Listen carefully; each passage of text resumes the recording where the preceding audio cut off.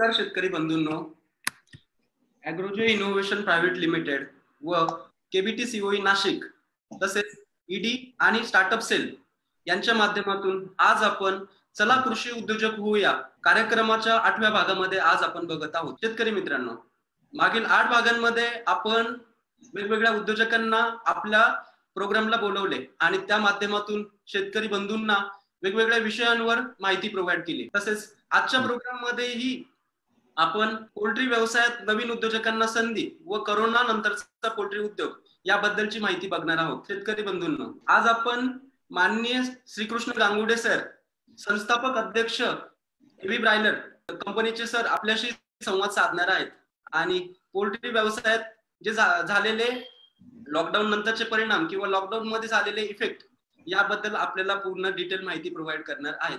चला तर आज आपण या प्रोग्रामला सुरुवात करूया. आम्ही हा प्रोग्राम ॲग्रोजे इनोव्हेशन प्रायव्हेट लिमिटेड आणि एमईपीज केबीटी सीओई नाशिक आणि ईडी अँड स्टार्टअप सेल यांच्या माध्यमातून फक्त आणि फक्त तुम्हाला या विषयावर माहिती भेटावी आणि जे झालेले प्रॉब्लेम्स आहेत तुम्हाला त्याबद्दलचा आपण आज डिटेल मध्ये बघणार आहोत. श्रीकृष्ण गांगुडे सर जवळपास 2000 मुर्गियों से शुरू किया था उन्होंने काम, आज हजारों किसानों को दे रहे हैं वो रोजगार. तसेच महाराष्ट्र के ब्रॉयलर उत्पादन में एवी फार्म की करीब 6% की हिस्सेदारी है. चला तर आज आपण गांगुडे सरांबद्दल थोडक्यात माहिती घेऊया.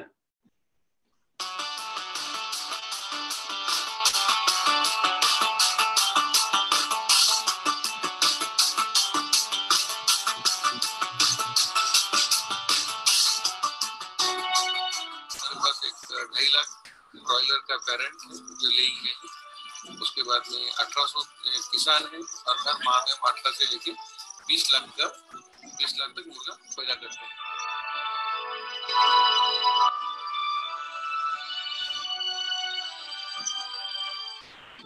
हमने 1997 में शुरू किया था, 2500 मुर्गे से. देखिए, हम जो है हमारे पास ब्रीडिंग फार्म है, हैचरीज है और एक दिन का चूजा हम निकालते हैं. करीबन 1800 जो किसान है हमारे नासिक, जिले और नंदुरबार के डिस्ट्रिक्ट में, हम उसके साथ में काम करते हैं और हम चूजा देते हैं जो ग्रो करते हैं, उसको वापस मार्केट में बेचते हैं और जो उसका ग्रोइंग चार्ज है उनको देते हैं. हमारे पास एक 2.5 लाख ब्रॉयलर का पेरेंट है जो लेइंग में. उसके बाद में 1800 किसान है और हर माह में 18 से लेके 20 लाख तक पैदा करते हैं, जो करीबन 3500 मीट्रिक टन होता है. महाराष्ट्र में जितना ब्रॉयलर प्रोडक्शन होता है उसमें 6% हम कंट्रीब्यूट करते हैं. देखिए, अभी जो हमारा जो पर कैपिटा कंजम्पशन है, जो हमने 97 में शुरू किया था, वो टाइम में 635 ग्राम था. लेकिन आज की तारीख में पर कैपिटा जो चिकन कंजम्पशन है वो है 200 ग्राम. और दुनिया में जो चिकन कंजम्पशन है वो काफ़ी ज़्यादा है. जैसे कि आप मलेशिया देखेंगे तो 44 केजी, यूएस के देखेंगे तो 70 केजी के करीबन है. लेकिन हमारे पास क्या है, फेस्टिव जैसे श्रावण होता है या थोड़ा उपवास होते हैं तो वो टाइम में हमारे चिकन कंजम्पशन का ड्रॉप हो जाता है. लेकिन जैसे नया जनरेशन है, यंग जनरेशन है, दिन ब दिन जो KFC, मैकडोनल्ड जैसे आउटलेट बढ़ रहे हैं, होटल्स की संख्या बढ़ रही है, उससे चिकन कंजम्पशन को काफ़ी बढ़ावा मिल रहा है. बताइए, फीड मिल में आप कैसे कितना स्टोर करते हैं? कितना पीछे एक की कैपेसिटी उसकी 7,500 टन, 2 की कैपेसिटी 15,000 टन. हम क्या करते हो, जैसे अपना मौसम आता है मैच का, तो क्या स्टोरेज करते हैं, बारिश के टाइम उसको करना चालू कर देते हैं. क्योंकि आपका क्या है, फार्म से जो एग्स आ जाएगा, हैचिंग एग्स आएगा, फर्स्ट अपना स्टेप बोल तो उसको फुमिगेशन करना पड़ेगा. सीलिंग जो है ना, पहले फुमिगेशन करने पर ग्रेडिंग करके पोल्ट्री में अंतर जाएगा. बाद में अपने जितना एग्स का जरूरत है, सेटिंग कंपनी बोला अपना डेली इतना सेटिंग चाहिए, वो हिसाब से अपना सेटिंग करना है. तो फर्स्ट स्टेप आप इंक्यूबेटर सेक्टर है, वहाँ सेटिंग करने के बाद 18 दिन उधर ही रहता है. 18 दिन के बाद 3 days इधर सेकंड स्टेप में हैचर में आ जाएगा. हैचर करने के बाद पूरा पुल आउट 21st डे को टोटल 6 पुल आउट हो जाएगा. बाद में डायरेक्ट फार्म में चला जाएगा, डिस्पैच हो जाएगा. और अपने पास में जो भी वेस्ट है जो वो भी अपने की तरह फीड मिल में प्लांट है वो उधर जाएगा। बाकी जो एक्स निकालने को जो भी रहेगा सब होने के लिए मिशन किया है। तो बहुत काम यहाँ ऑटोमेटिक है, मतलब ऑटोमेटिक टोटल ऑटोमेटिक।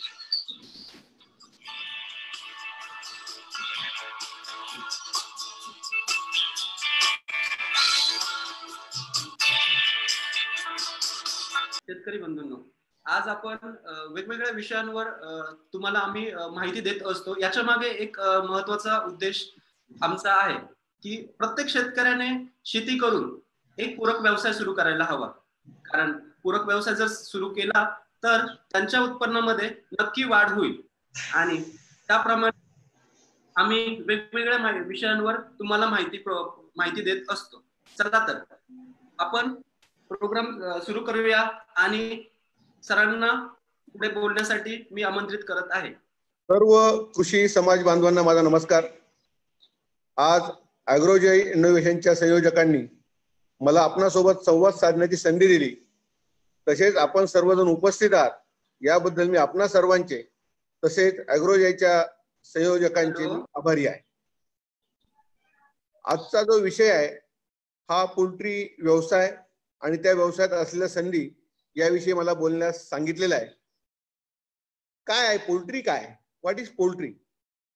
पोल्ट्री एक बायोलॉजिकल मशीन आहे की जे लो क्वालिटीचं प्रोटीन जे आहे ते हाय क्वालिटी म्हणजे लेस डायजेस्टेबल प्रोटीन जे आहे ते हायली डायजेस्टेबल प्रोटीन मध्ये कन्वर्ट करणारं एक मशीन आहे, बायोलॉजिकल मशीन आहे। थोडक्यामध्ये मका, सोयाबीन, तांदूळ व वेगवेगळ्या प्रकारच्या पेंडी जसं सूर्यफूल यांचं रूपांतर मांस आणि अंड्यामध्ये करण्यात येणार एक हे साधन आहे। हा चेंज ऑफ फॉर्म आज तुम्ही जर बघितलं तर मका सोयाबीनची जी डायजेस्टिबिलिटी असेल म्हणजे उपलब्धता असेल प्रोटीनची, प्रथिनांची, म्हणजे हे कसे वेगवेगळी 21 नॉन अमायनो ऍसिड्सने प्रोटीन्स तयार झालेलं आहे। तर याची उपलब्धता ही मानवी शरीराला 90% असेल तर प्लांट सोर्स मध्ये येणाऱ्या प्रथिनांची उपलब्धता ही 60 ते 65% वरती नसते। जी ट्रुडाळ मध्ये 28% प्रोटीन आहे, परंतु त्याची मानवी याला उपलब्धता जी आहे त्या प्रोटीनची ही फक्त 65% आहे। पण अंडे जे असेल अंड्यामध्ये एका अंड्यामध्ये 6 ग्रॅम म्हणजे 12% प्रोटीन आहे, पण त्याची उपलब्धता आपल्याला 92% आहे। व्यवसाय काय? आपल्याला व्यवसायाबद्दल काय माहिती असतं? मला बिझनेस करायचा असं प्रत्येक जण आपण म्हणतो, पण बिझनेस म्हणजे काय आपण पहिल्यांदा तो समजून घेतलं पाहिजे। मराठीमध्ये आपण आपल्या ज्ञानाचा तसेच उपलब्ध असलेल्या साधन सामग्रीचा योग्य वापर करून जो माल उत्पादित करतो व तो विकून त्याचे पैसे आपल्या हातात किंवा आपल्या खात्यात येतात त्याला आपण बिझनेस किंवा व्यवसाय म्हणू शकतो। खरं तर हा कोंबडीचा जो व्यवसाय आहे हा पूर्वी कोंबड्या काही व्यवसाय म्हणून केल्या जात नव्हत्या। हजारो वर्षापूर्वीचे संदर्भ आढळत आहेत की कोंबडी आपल्या परसबागेत असायची, खुराड्यामध्ये असायची आणि मुख्यत्वे याचा जो उगम आहे हा भारतामध्ये किंवा एशियामध्ये झालेला आहे असं बऱ्याचशा पोल्ट्रीच्या लिटरेचर मध्ये आढळून येतं। परंतु व्यावसायिक दृष्टीने म्हणजे कमर्शियल दृष्टीने हा व्यवसाय जगामध्ये साधारणतः 100 वर्षापूर्वी सुरू झाला। 1918 साली इंग्लंडमध्ये हा व्यवसाय सुरू झाला। त्यामध्ये कॉप फॅमिलीने हा व्यवसाय कमर्शियल लेवलला सुरू केला। त्यात त्यांनी hatchery, breeding farm, pure line farm टाकलेत। भारतामध्ये पोल्ट्री व्यवसायाचे जनक डॉक्टर बी.व्ही. राव यांनी व्यंकटेश्वर हॅचरीज नावाने कंपनी सुरू केली आणि त्यांनी त्या खुराड्यातली कोंबडी ही शेड मध्ये आणली। आज त्यांची व्हॅक्सिन, त्याबरोबर इक्विपमेंटची कंपनी, फीडच्या कंपनी, असं खऱ्या ready to eat, ready to cook असं खऱ्या अर्थाने एक इंटिग्रेटेड व्यवसाय त्यांनी सुरू केला की जो 15-20 हजार कोटीचा आहे। बरं, भारतामध्ये हा व्यवसाय किती मोठा आहे? भारतीय पोल्ट्री इंडस्ट्री ही 1,20,000 कोटीचा व्यवसाय आहे आणि जी टोटल जीडीपी आहे आपला ग्रॉस डोमेस्टिक प्रॉडक्ट इंडियाचा त्याच्या 1.27% पोल्ट्री इंडस्ट्री कॉन्ट्रीब्यूट करते। 90च्या दशकापर्यंत काय होतं की पोल्ट्री ही लेअर फार्म जे आहेत त्यांच्या याच्यावरतीच अवलंबून होती, म्हणजे लेअर फार्म जे आहेत ते लीड करत होते पोल्ट्रीला। आणि 1990 नंतर मात्र पोल्ट्रीकडे मांसल कोंबड्यांचं उत्पादन घेण्याकडे कल वाढला।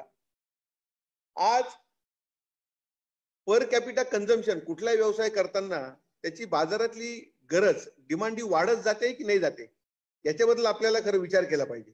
जेव्हा आपण एखादा व्यवसाय करतो त्यावेळेला त्या व्यवसायाचा आपण स्वॉट अनालिसिस करणं फार गरजेचं आहे. तर मी 97 साली जेव्हा पोल्ट्री व्यवसाय सुरू केला त्यावेळेला भारताचं पर कॅपिटा कन्झम्पशन हे 685 ग्रॅम होतं आणि त्यावेळेला लोकसंख्या 100 कोटीच्या जवळपास होती. आज जर आपण विचार केला तर भारताची लोकसंख्या 134 ते 36 कोटीच्या आसपास गेलेली आहे आणि पर कॅपिटा कन्झम्पशन हे 685 ग्रॅम वरून हे 4 किलो 200 ग्रॅम पर्यंत गेलाय. म्हणजे ज्या धंद्यामध्ये 12 ते 15% वाढ होते दर वर्षाला त्या व्यवसायात असणारी सर्वच लोक मोठे होत जातात. जसं एखाद्या व्यवसायामध्ये त्या व्यवसाय तो कमी कमी होत चाललाय. जसं आपण विचार केला की साखरेचं कन्झम्पशन वर्ल्ड वाईड आपण जर बघितलं तर जागतिक बाजारपेठेमध्ये साखरेचं जे कन्झम्पशन आहे हे दिवसेंदिवस कमी कमी होत चाललेलं आहे. मग अशा वेळेला आपण त्या उद्योगात जाऊन काय करणार? अशा वेळेला आपण त्या उद्योगात जर गेलो तर उद्योग बंद पडणार किंवा त्या उद्योगाची ग्रोथ कमी कमी होत जाणार. म्हणून आपण बघतोय की असलेले साखर कारखाने आज अडचणीत आलेले आहेत. तेव्हा जो पण माल आपण तयार करू जे पण आपण उत्पादन घेऊ त्याला आज बाजारात गरज काय आहे त्याचप्रमाणे त्याला बाजारामध्ये पुढे गरज काय राहणार आहे येणारी कॉम्पिटिशन काय येणार आहे ह्या सगळ्यांचा विचार करून आपण व्यवसाय निवडला पाहिजे. फक्त चांगला व्यवसाय निवडून आपल्याला चालणार नाही परंतु तो व्यवसाय आपल्याला त्याचा जो फॉर्म आहे तो बिझनेस मॉडेल जे असेल ते आपल्याला वेळोवेळी बदलायला लागणार आहे. आणि जर आपण आपल्यामध्ये बदल नाही केले तर आपण काळाच्या ओघामध्ये संपून जाऊ. याचे उदाहरणं जर आपल्याला द्यायचे असतील तर तुम्ही अँबेसेडर कारकडे बघू शकतात. अँबेसेडर कार त्याचप्रमाणे ब्लॅकबेरी नावाचं एक ताजं उदाहरण आपल्या समोर आहे. मागच्या 8-10 वर्षापूर्वी ब्लॅकबेरीचा फोन हातात असणं ही एक मोठी प्रतिष्ठेची गोष्ट असायची आणि त्या ब्लॅकबेरीचे फोन मिळवण्यासाठी लोक अनेक दिवस वेटिंग करायची. मात्र आज ब्लॅकबेरी कुठं आहे? कुठेही दिसत नाहीये. तीच परिस्थिती ऍपल एक काळ शिखरावर गेलं होतं पण त्याची जागा बाकी दुसऱ्या टेक्नॉलॉजीने भरून काढलेली. तर मला आपल्याला काय सांगायचं आहे की जो पण आपण व्यवसाय करू तो व्यवसाय निवडताना आपण त्या व्यवसायाची ताकद काय आहे त्या व्यवसायाला पुढे संधी काय आहेत त्याचबरोबर त्या व्यवसायामध्ये थ्रेट काय आहेत त्या व्यवसायाला नाही का त्या व्यवसायाला कशाची भीती आहे ह्या सगळ्या गोष्टींचा विचार केला पाहिजे. आपण सर्व कृषी बांधव आहात आणि कृषी क्षेत्राशी निगडीत आहात. जगामध्ये जे काही मुख्य मानवाच्या गरजा आहेत त्यामध्ये अन्न वस्त्र आणि निवारा या गोष्टी मात्र आपल्या ह्या अन्न वस्त्र निवारा या गोष्टी आपल्याला लागणारच आहेत. या माणसाच्या प्राथमिक गरजा आहेत.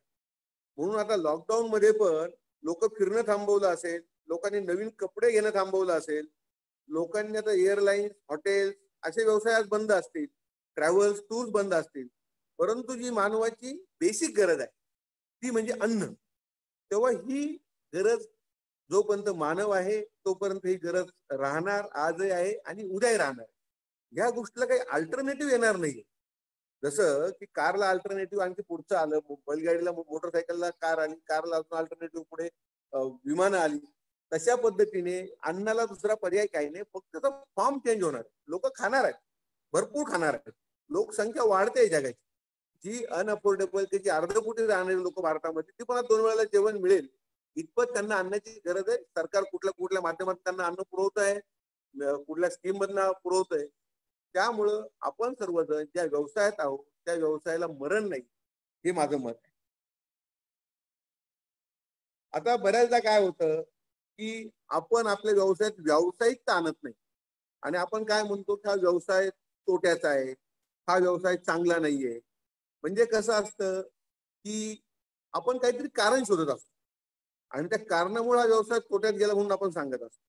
पण ज्या व्यवसायामध्ये इतर 10 लोक जर सक्सेस होत असतील आणि त्या व्यवसायात जर आपण सक्सेस होत नसेल तर व्यवसायाला कोणी नावं ठेवू नये. कारण त्याच व्यवसायात कोणतरी चांगलं पण करतोय तो का चांगलं करतोय हे बघून ते अंगीकारणं आणि आपल्या स्वतःच्या व्यवसायामध्ये व्यवसाय करण्याच्या पद्धतीमध्ये आपण बदल करणं खरं तर अपेक्षित आहे. त्याऐवजी बऱ्याचदा आम्ही बघतो की नाही तो व्यवसाय चांगला नव्हता मी आज हे केलं उद्या ते केलं. कुठलाही व्यवसाय वाईट नाही. प्रत्येक व्यवसायामध्ये पोटेन्शियल आहे कारण कोणी ना कोणी तर सक्सेसफुल आहे. आता पोल्ट्री व्यवसायाबद्दल जर म्हणायला गेलं तर कोणी माणूस पहिल्यांदा काय म्हणतो, पोल्ट्री म्हणजे त्याला 2-3 गोष्टी आठवतात. एक आठवतो बर्ड फ्लू आणि दुसरं आठवतो कोंबडीच्या धंद्यात कोंबड्या मरून जातात आणि खूप मोठं नुकसान होतं. पण मित्रांनो एक लक्षात घ्या, माझ्याकडे मागच्या 22-23 वर्षांचे माझे बॅलन्स शीट्स आहेत. एकाही वर्षाचे बॅलन्स शीट आमचं लॉसचं नाही. कदाचित ह्या वर्षाचे बॅलन्स शीट आमचं थोडंफार प्रॉफिटचं किंवा कदाचित थोडंफार लॉसचं असू शकेल. कारण ह्या वेळेला जी काही व्हॉट्सअपवरती सोशल मीडियावरती ज्या काही रुमर्स उठल्या फेब्रुवारीमध्ये, त्यामुळे आमचं 2 महिन्याचं पूर्णतः कॅपिटल ते वॉशआउट झालं होतं. परंतु ज्या धंद्यामध्ये इतकं मोठं नुकसान करण्याची ताकद असते, त्याच धंद्यामध्ये ते नुकसान भरून काढण्याची पण ताकद असते. आपण काय करतो की ज्या वेळेला नुकसान होतं तेव्हा आपण थांबतो आणि आपण थांबल्यानंतर आपण संपतो. परंतु त्याच वेळेला काही लोक जे चिकाटीने व्यवसायात टिकून राहतात, ती लोक व्यवसायात पुढे जातात. तर कुठल्याही व्यवसायात जाताना तो धंदा करण्यापूर्वी आपण त्याचं विश्लेषण केलं पाहिजे आणि एकदा त्या व्यवसायात गेलं की मग मात्र दुसऱ्या व्यवसायाचं आकर्षण आपल्या पुढे नाही आणलं पाहिजे. Don't be jack of all, be master of one. हा पोल्ट्री उद्योग मी तुम्हाला सांगतो, तुम्ही जोडधंदा म्हणून करत असाल तर तुम्ही चुकीची गोष्ट करताय. तो जोडधंदा म्हणून करू नका. तो करताना तुम्ही तो मुख्य धंदा म्हणून करा. तुमचं पूर्ण जे लक्ष असेल ते त्या व्यवसायावरती केंद्रित करा. जी पण एक गोष्ट करणार ना आपण, ती गोष्ट इतकी सुंदर इतकी चांगली करायची की त्यासाठी आपलं नाव निघालं पाहिजे. कोणी म्हटलं पाहिजे, अरे पोल्ट्री ना, ओ अरे त्या गांगुर्ड्यांच्या फार्म सारखा फार्म पाहिजे. असे जेव्हा लोक म्हणतात ना, तेव्हा तसं काम आपण केलं पाहिजे. आज जे मला आपल्या समोर बोलण्याची संधी मिळाली आयोजकांनी, त्याचं काय कारण आहे? किंवा पोल्ट्रीमध्ये ज्या धंद्यामध्ये 90% लोक फेल होतात आणि 10% लोक सक्सेस होतात, मग अशा व्यवसायामधला सक्सेसफुल माणूस तुमच्या समोर आज त्यांनी प्रेझेंट केला. मग 90% का फेल गेले? हे बाहेर काय करणार? हे बॅड माउथ आहे. हे व्यवसायात आलेलं अपयश 10 लोकांना सांगतात. परंतु यशस्वी जे 10% लोक आहेत हे स्वतःहून कोणाला सांगायला जात नाही किंवा मी या धंद्यात यशस्वी झालो, मी या धंद्यात यशस्वी झालो. पण जी लोक त्या व्यवसायातून बाहेर पडतात ती त्या व्यवसायाबद्दल अतिशय चुकीचं बोलतात. तो व्यवसाय त्यांना जमला नाही याचा अर्थ धंदा खराब आहे असं आपण मानण्याचं काही कारण नाही. तर त्यामुळे मला सर्व कृषी बांधवांना एक सांगायचं आहे की आपण वेळोवेळी आपल्या बिझनेस मॉडेलमध्ये बदल केले पाहिजेत आणि हा व्यवसाय तोट्याचा आहे, नुकसानीचा आहे असा समज आपण काढून टाकला पाहिजे. कारण ज्या लोकांचं यशस्वी मॉडेल आहे त्यांच्याकडे जा, त्यांच्याकडे जाऊन बघा तो व्यवसाय कसा करतात, त्याप्रमाणे आपण कसा करू शकतो यावरती आपण विचार करणं फार गरजेचं आहे. जसं महाराष्ट्रामध्ये जर लेअर कोंबड्यांचा विषय केला आपण, तर सुरुवातीला काय झालं, गव्हर्नमेंटच्या सबसिडी होत्या. माझं परवा पण एका याच्यावरती असंच भाषण होतं, त्यावेळेला जे प्रश्न आले होते त्यासाठी शासनाची सबसिडी याला काही आहे का, अशा बाबतीत जास्तीत जास्त प्रश्न होते. आणि तुम्ही आम्हाला काय मदत करू शकता आणि तमक्याची मदत होईल का आणि कर्ज माफ होईल का, पोल्ट्री व्यवसायात आम्ही घेतलं कर्ज. जेव्हा आपण याचकाच्या भूमिकेत जातो तेव्हा आपण व्यावसायिक नसतोय लक्षात. जेव्हा बँक आपल्याला कर्ज देते ती बिझनेसमन आहे, त्यांनी बिझनेससाठी आपल्याला कर्ज दिलेलं आहे. आपण कर्ज मागून आपला व्यवसाय बदनाम करतो, कर्ज माफी मागून आपण व्यवसाय बदनाम करतो आणि आपण आपल्या स्वतःला बदनाम करतो. आपण आपली क्रेडिबिलिटी घालवतो. जेव्हा हजारोंच्या संख्येने लोक आम्हाला कर्ज माफ करा म्हणून जेव्हा रस्त्यावर येतात, ही मला वाटतं फार मोठी शोकांतिका आपल्या समाजामध्ये. ज्या व्यवसायात आज मला असं वाटतं की लेअर व्यवसाय हा पूर्वी साखर कारखानदारांनी सर्वात पहिले घेतला आणि त्याला मुख्य कारण होतं 1990च्या दशकामध्ये NCDCची म्हणजे सेंट्रल गव्हर्नमेंटची एक लेअर फार्मसाठी सबसिडी होती आणि ती सबसिडी एका युनिटला 1 कोटी रुपयाची होती. कारखानदारांनी म्हणजे साखर कारखान्यांनी 4 युनिट टाकली, त्याच्या सबसिड्या घेतल्यात आणि नंतर ती सगळी युनिट आज बंद पडलेली आहेत. जेवढेही लोक साखर कारखानदारीशी संबंधित असलेली लोक एक समाजापुढे एक रोल मॉडेल होती, त्या लोकांनी ह्या व्यवसायात केवळ सबसिडीच्या लोभापायी हा व्यवसाय टाकला. तो पुढे व्यवस्थित चालवला नाही आणि प्रत्येक गावात म्हणजे प्रत्येक जिल्ह्यामध्ये अशा साखर कारखान्यांच्या आजूबाजूला एक नैराश्याचं वातावरण. त्यांचं पोल्ट्री बंद झाल्यामुळं त्यांनी बाहेर सांगायला सुरुवात केली की पोल्ट्रीचं काही खरं नाही, इथं रोगराई येते आणि कोंबड्या मरून जातात. त्यामुळे ह्या व्यवसायात कोणी पडू नका.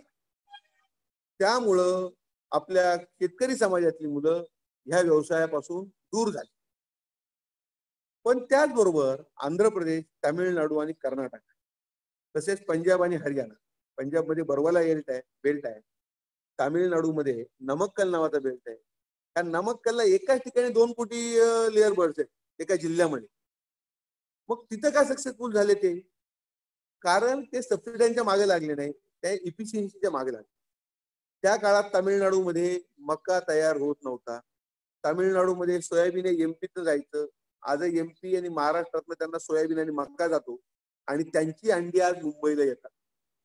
महाराष्ट्राची जी दररोजची अंड्याची गरज आहे त्याच्या फक्त 60% अंड्याची गरज ही महाराष्ट्रातले उत्पादक पूर्ण करतात आणि 30% अंडे ते 40% अंडे आजही आपल्या महाराष्ट्रामध्ये आंध्रामधून आणि तामिळनाडूतनं येतात, कर्नाटकातनं येतात.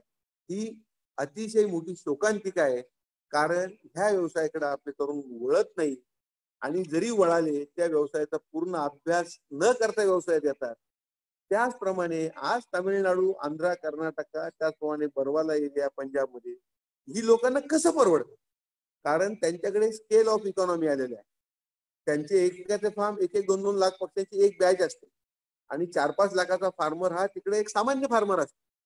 आपण जेव्हा 5 आणि 10,000 पक्ष्यांनी सुरुवात करतो त्यावेळेला हे आपण कधी करायला पाहिजे होते? 2000 साली 5-10 हजार पक्षी ठीक होते.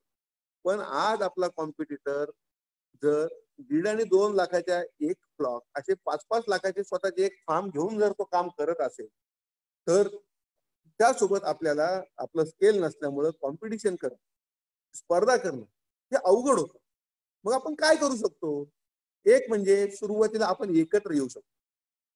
आपण कृषी बांधवांनी आत्ताचा जो जमाना आहे हा एकट्या कॉम्पिटिशनचा जमाना आहे आणि या कॉम्पिटिशनच्या जमान्यामध्ये आपण एकट्याने फाईट करणं हे फार चुकीचं आहे. जोपर्यंत तुमच्याकडे स्केल ऑफ इकॉनॉमी नाही, जोपर्यंत तुमच्याकडे व्हॉल्यूम नाही, तोपर्यंत तुम्ही आजच्या बाजारामध्ये टिकू शकत नाही. कारण आजचा बाजार तुम्हाला ज्या वेळेला चिपर बाय डझन नावाची एक इंग्लिशमध्ये म्हण आहे, म्हणजे एखादी गोष्ट एक घेणं आणि एखादी गोष्ट डझनावर घेणं यात जो फरक आहे तसा फरक ह्या स्केलमध्ये आहे. ज्या वेळेला आपण एक गाडी मक्याची घेतो किंवा त्यावेळेला 50 गाड्या मक्याची ऑर्डर टाकतो त्यावेळेला स्केल काय येतं, त्यावेळेला आपली कॉस्ट इफिशियन्सी काय येते. कुठली वस्तू घेताना जेव्हा आपण ती मोठ्या प्रमाणावरती घेतो, व्हॉल्यूम मध्ये घेतो, त्यावेळेला आपली कॉस्ट ही केव्हाही खाली जाते. आज आपल्याला एक फीडमिल टाकणं परवडणार नाही 10,000च्या फार्मला, परंतु निश्चित 10-10 हजाराचे आपण जर 10 फार्म किंवा 20 फार्म तयार केले आणि सर्वांनी मिळून एक फीडमिलचं एक मॉडेल तयार केलं, त्या मॉडेलमध्ये प्रत्येकाने गुंतवणूक केली आणि एक खाद्याचा कारखाना टाकला, म्हणजे जे काही पोल्ट्रीला खाद्य लागतं त्याचं खाद्याचा कारखाना टाकला आणि सर्वांचं पिढे एका ठिकाणी बनवलं. मग त्यासाठी आपल्याला कन्सल्टिंग हायर करणं शक्य आहे. त्यासाठी आपल्याला चांगला न्यूट्रिशनिस्टची मदत घेता येते.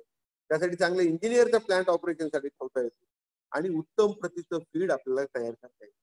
शेवटी पोल्ट्री उद्योगामध्ये 70% जो वाटा आहे हा खाद्याचा आहे आणि त्या ठिकाणी पैसे आपण वाचवू शकतो.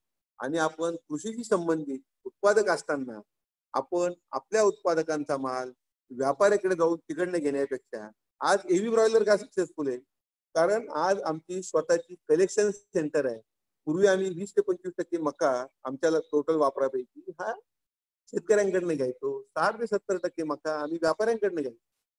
1999 ते 2003-4 सालापर्यंत हा जो तांदूळ हा जो भाग आहे आमचा दुष्काळी भाग आहे नाशिक जिल्ह्यातला, तिथं मकाचं पीक घेतलं जात नव्हतं.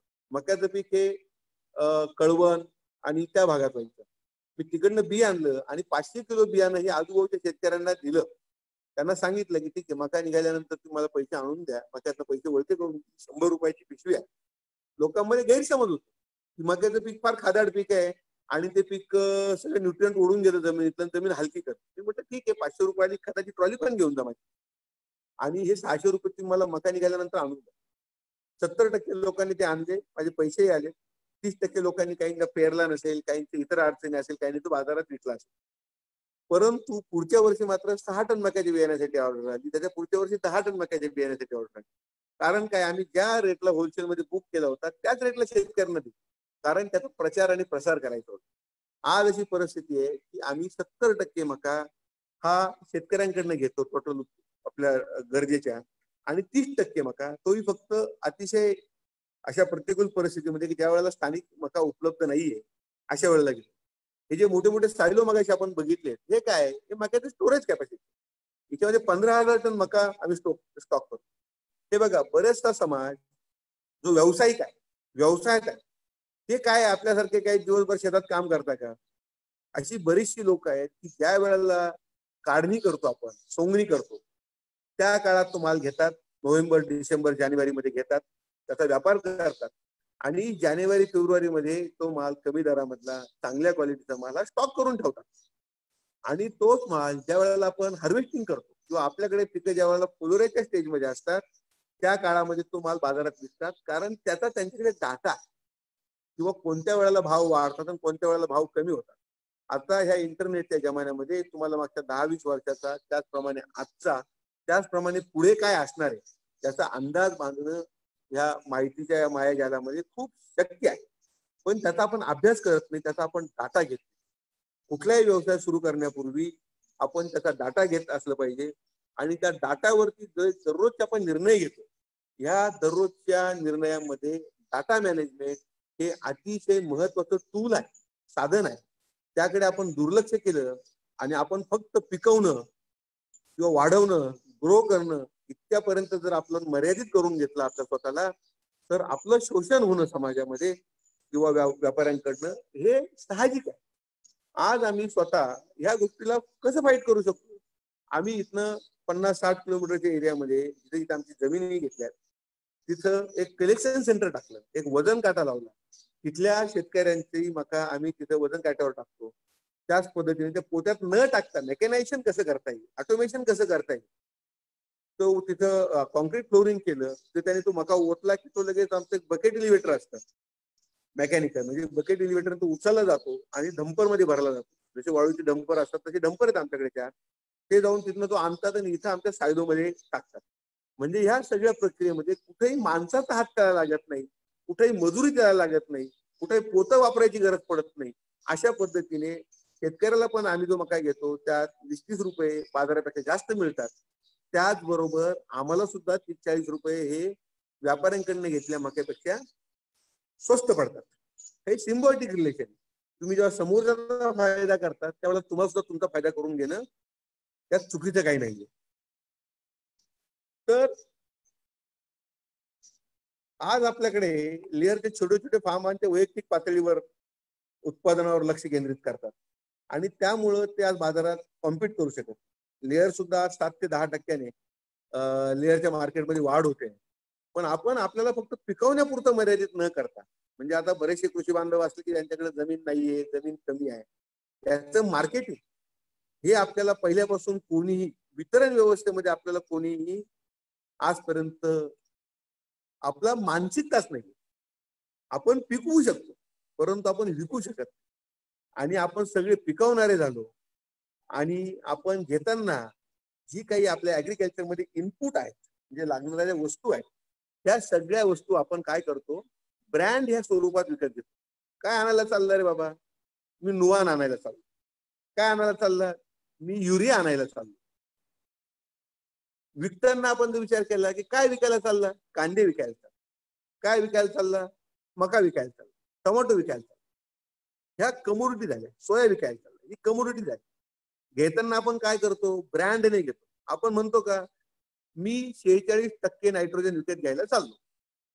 मग 46% नायट्रोजन जोपर्यंत आपण म्हणत नाही तोपर्यंत नायट्रोजन कशा कशामध्ये आहे? पोल्ट्री मॅन्युअर मध्ये पण नायट्रोजन आहे, गाईच्या खतामध्ये, म्हशीच्या शेणाच्या खतामध्ये नायट्रोजन आहे. हे आपण आपल्याला पद्धतशीरपणे ह्या मार्केटिंग कंपन्यांनी त्याचा ब्रँड केला. बाबा काय आहे नुवानमध्ये, जे काही घटक आहे ते आपल्याला माहिती आहे का? जसं आपण म्हणतो की क्रोसिन घ्यायची, आणि त्याच ठिकाणी ज्या क्रोसिन मध्ये पॅरासिटामोल काय जे 500 मिलीग्राम असेल ते पॅरासिटामोल नावाने घेतलं तर त्याची किंमत 20 पैसे असेल, पण क्रोसिनची गोळी घ्यायला गेलं ती 2 रुपये आहे, आणि कंटेंट सेम आहे. मग जेवपर्यंत शेतकरी समाज, आपण सर्वजण ब्रँड म्हणून वस्तू विकत घेऊ आणि कमोडिटी म्हणून आपली वस्तू विकू, तोपर्यंत आपल्याला पैसे मिळणार नाही. पण ज्या वेळेला आपण आपली मानसिकता बदलू आणि कुठलीही गोष्ट विकत घेताना ही कमोडिटी काय घ्यायचंय, मला सोयाबीनचं बी घ्यायचंय. मग त्याची उगवण क्षमता किती आहे, त्याचं हे किती आहे, त्याप्रमाणे मी माझा टेस्ट चेक करेल. किंवा मला काय नायट्रोजन घ्यायचंय, किती टक्के नायट्रोजन घ्यायचे, 46% नायट्रोजन घ्यायचे, कोणाकडे 20%च्या फॉर्म मध्ये आहे. हे जोपर्यंत आपण बाजारात सांगून त्याची आपण परचेस करत नाही आणि आपण विकताना नुसतं मका विकायच्या ऐवजी बाबा रे माझ्याकडे हा स्वीट कॉर्न आहे, हा खाण्यासाठीचा आहे, ह्या क्वालिटीचा आहे, याला थोडासा ब्रँड करत नाही. सोयाबीन विकताना का सोयाबीनच विकायची, पिकवेपर्यंत आपण आहे, मग सोयाबीन प्रोसेस का नाही करू शकत, सोयापासून सोया मिल्क असेल, असे वेगवेगळे प्रकारचे पदार्थ का नाही तयार करू शकत. ज्या वेळेला एक्सेस प्रोडक्शन होतं, सुद्धा टोमॅटोचं आपण एक उदाहरण घेऊ, की टोमॅटो ज्या वेळेला आपलं उत्पादन खर्च आपण समजू की 7 रुपये ते 8 रुपये, आणि ज्या वेळेला तो टोमॅटो 20 रुपये किलो असेल, 10 रुपये किलो असेल, त्यावेळेला आपण तो बाजारात विकून त्यातला नफा घेतला पाहिजे. आणि ज्या वेळेला ग्लट तयार होतो किंवा ज्या क्वालिटीचा बाजारात त्याला विकला जात नाही, छोटे टमाटे असतील, शेवटचा कुडा असेल, लहान टोमॅटो असतील, विकून गेलेले असतील की जे त्या लॉंग मार्केट पर्यंत जाऊ शकत नसतील, अशा टोमॅटोला आपण 5-7 रुपयात त्या टोमॅटोला जर आपण प्रोसेस केलं तर मग त्याची पेस्ट करून किंवा इतर हे करून आपण त्याचं केचप करून विकू शकतो. पण प्रोसेसिंग हा काही पहिला ऑप्शन असू शकत नाही, हे लक्षात घ्या. ज्या वेळेला एक्सचेंज होतो बाजारामध्ये त्यावेळेला आपण प्रोसेसिंगच्या ऑप्शन मध्ये गेलं पाहिजे. त्याचप्रमाणे जसं अंड्याचा मी तुम्हाला आपला विषय चालला होता पोल्ट्री बद्दल, ज्या वेळेला ही अंडी एक्सेस होतात, मग केव्हा एक्सेस होतात, बाजारामध्ये मागणी आणि पुरवठ्याचं जे गणित आहे त्याचा आपण अभ्यास केला पाहिजे. जसं श्रावण आला की श्रावणामध्ये आपल्याला अंड्याची डिमांड 40% कमी होते, चिकनची डिमांड 60% कमी होते. मग ते एक्सेस असलेले अंडी एकतर त्याचं प्रोडक्शन त्या काळात कमी करणे, प्लॅनिंग असं करणे की त्या काळात आपल्या बॅचेस लेईंगला असणार नाही, किंवा त्याच बॅचेस काही मोल्टिंग नावाचा प्रकार असतो की त्याचा अंडे काही काळ थांबवणे, परत त्याचं प्रोडक्शन मध्ये आणणे, किंवा ज्या प्लॉट आपण एक्सेस जे प्रोडक्शन आहे ते सर्वांनी मिळून कोल्ड स्टोरेज भाड्याने घेणे. त्या कोल्ड स्टोरेज मध्ये अंडे 6-6 महिने राहतात, त्या कोल्ड स्टोरेज मध्ये अंडे ठेवणे आणि नंतर ज्या वेळेला हिवाळ्यामध्ये डिमांड जास्त असते त्यावेळेला ती अंडी बाजारात आणते.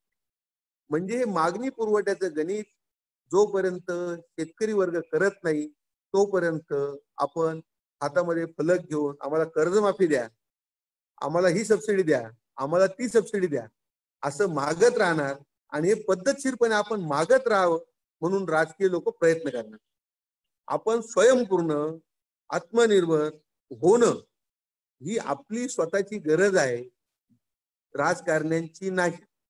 त्यामुळं यातनं मार्ग जर काढायचे असतील तर आपल्या स्वतःला काढावे लागतील. परंतु आपल्याला चुकीच्या पद्धतीने जर नेतृत्व आपल्या समोर आलं की काय आपण बघितलंय 1-1 लाख लोकांचे, खरं तर त्या विषयावर मी आज बोलायला नको आहे पण मला राहवत नाही, 1-1 लाख लोकांचे मोर्चे आपण बघितले आहेत की कशासाठी, एक कर्जमाफीसाठी बघितले आणि दुसऱ्यांदा नोकरी मिळण्यासाठी बघितले, आरक्षण मिळवण्यासाठी बघितले. तुम्ही एक विचार केला पाहिजे की नोकऱ्या, एकंदरीत नोकऱ्या किती, दिवसेंदिवस नोकऱ्या कमी होत जाणार की वाढत जाणार? दिवसेंदिवस नोकऱ्या ह्या कमी होत जाणार, कारण ऑटोमायझेशन आलं, मेकॅनायझेशन आलं. पूर्वी जी श्रमाची कामं हाताने केली जायची ती कामं आता बरीचशी मशीनने करायला लागली. अगदी शेतीतलं उदाहरण घेतलं, पूर्वी गवत आपण माणसांसह काढायचो, आता वेगवेगळ्या प्रकारचे मशीन आलेले आहे. पूर्वी आपण डिपिंग हाताने करायचो द्राक्षाची, आता नुसतं फवाऱ्यामध्ये इलेक्ट्रोस्टॅटिक स्प्रेइंग आले आणि एका 1.5 तासामध्ये पूर्ण तुमची 2-4 एकर द्राक्ष बाग ही झटकन स्प्रे होऊन जाते. मग जर हे ऑटोमेशन आणि मेकॅनायझेशन आलं असेल तर नोकऱ्या, जॉब हे दिवसेंदिवस सगळ्या इंडस्ट्रीत कमी होत जाणार आहेत. मग अशा ठिकाणी आपण आणखी आम्हाला आरक्षण पाहिजे आणि आपण आपली दिशाभूल करून घ्यायचं, यापेक्षा आपण व्यवसायात का जात नाही? आज मला माझे काही मित्र आहेत की जे गुजराती समाजातील आहेत, मारवाडी समाजातील आहेत, आणि त्याच्यातला जर मुलगा एखाद्या नोकरीला असेल तर त्या समाजातली त्याला मुलगी मिळण्यासाठी खूप अडचण आहे. का? ते म्हणतात अरे तो नोकरी करतो, तो व्यवसाय करत नाही. त्याचे आई वडील नोकरी करतात, त्यांचा व्यवसाय नाही. कारण तिथं व्यवसायाला प्रतिष्ठा त्या समाजाने दिली, म्हणून असलेल्या टोटल लोकसंख्येच्या 2.5% असलेल्या लोकांकडे आज 70% इकॉनॉमी आहे. आणि जो शेतकरी समाजात 65% आज त्या शेतीवर अवलंबून आहे, त्याच्याकडे 8% सुद्धा कमी प्रमाणामध्ये आर्थिक शोषण म्हणजे इकॉनॉमी त्याच्या हातात आहे. मग याच्यावरून आपण विचार केला पाहिजे की आपण नुसतं शेतीवर अवलंबून राहताना आपण आणखी एक स्टेज ज्याला आपण फॉरवर्ड लिंकेजेस म्हणतो आणि एक बॅकवर्ड लिंकेजेस म्हणतो. जसं एक शेती करणाऱ्याने बाबा एक खताचा कारखाना काढला, ही झाली बॅकवर्ड लिंकेज. त्याने बियाण्याची कंपनी काढली, ही झाली बॅकवर्ड लिंकेज. त्याच पद्धतीने त्याने त्याचा भाजीपाला शेतकऱ्याला जाऊन विकला, ही झाली फॉरवर्ड लिंकेज. आता ह्या लॉकडाऊनच्या काळामध्ये अतिशय उत्साहवर्धक असं वातावरण मला दिसलं.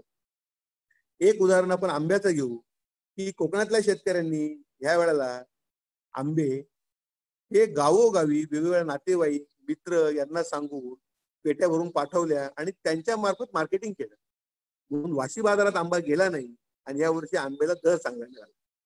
परंतु ही जी शोषण व्यवस्था आहे, हे बघा, ग्राहक ज्या वस्तूला 100 रुपये देतो त्यातले 20 रुपये फक्त कृषी उत्पादनाच्या बाबतीमध्ये उत्पादकाला मिळतात. मग 80 रुपये कुठे जातात?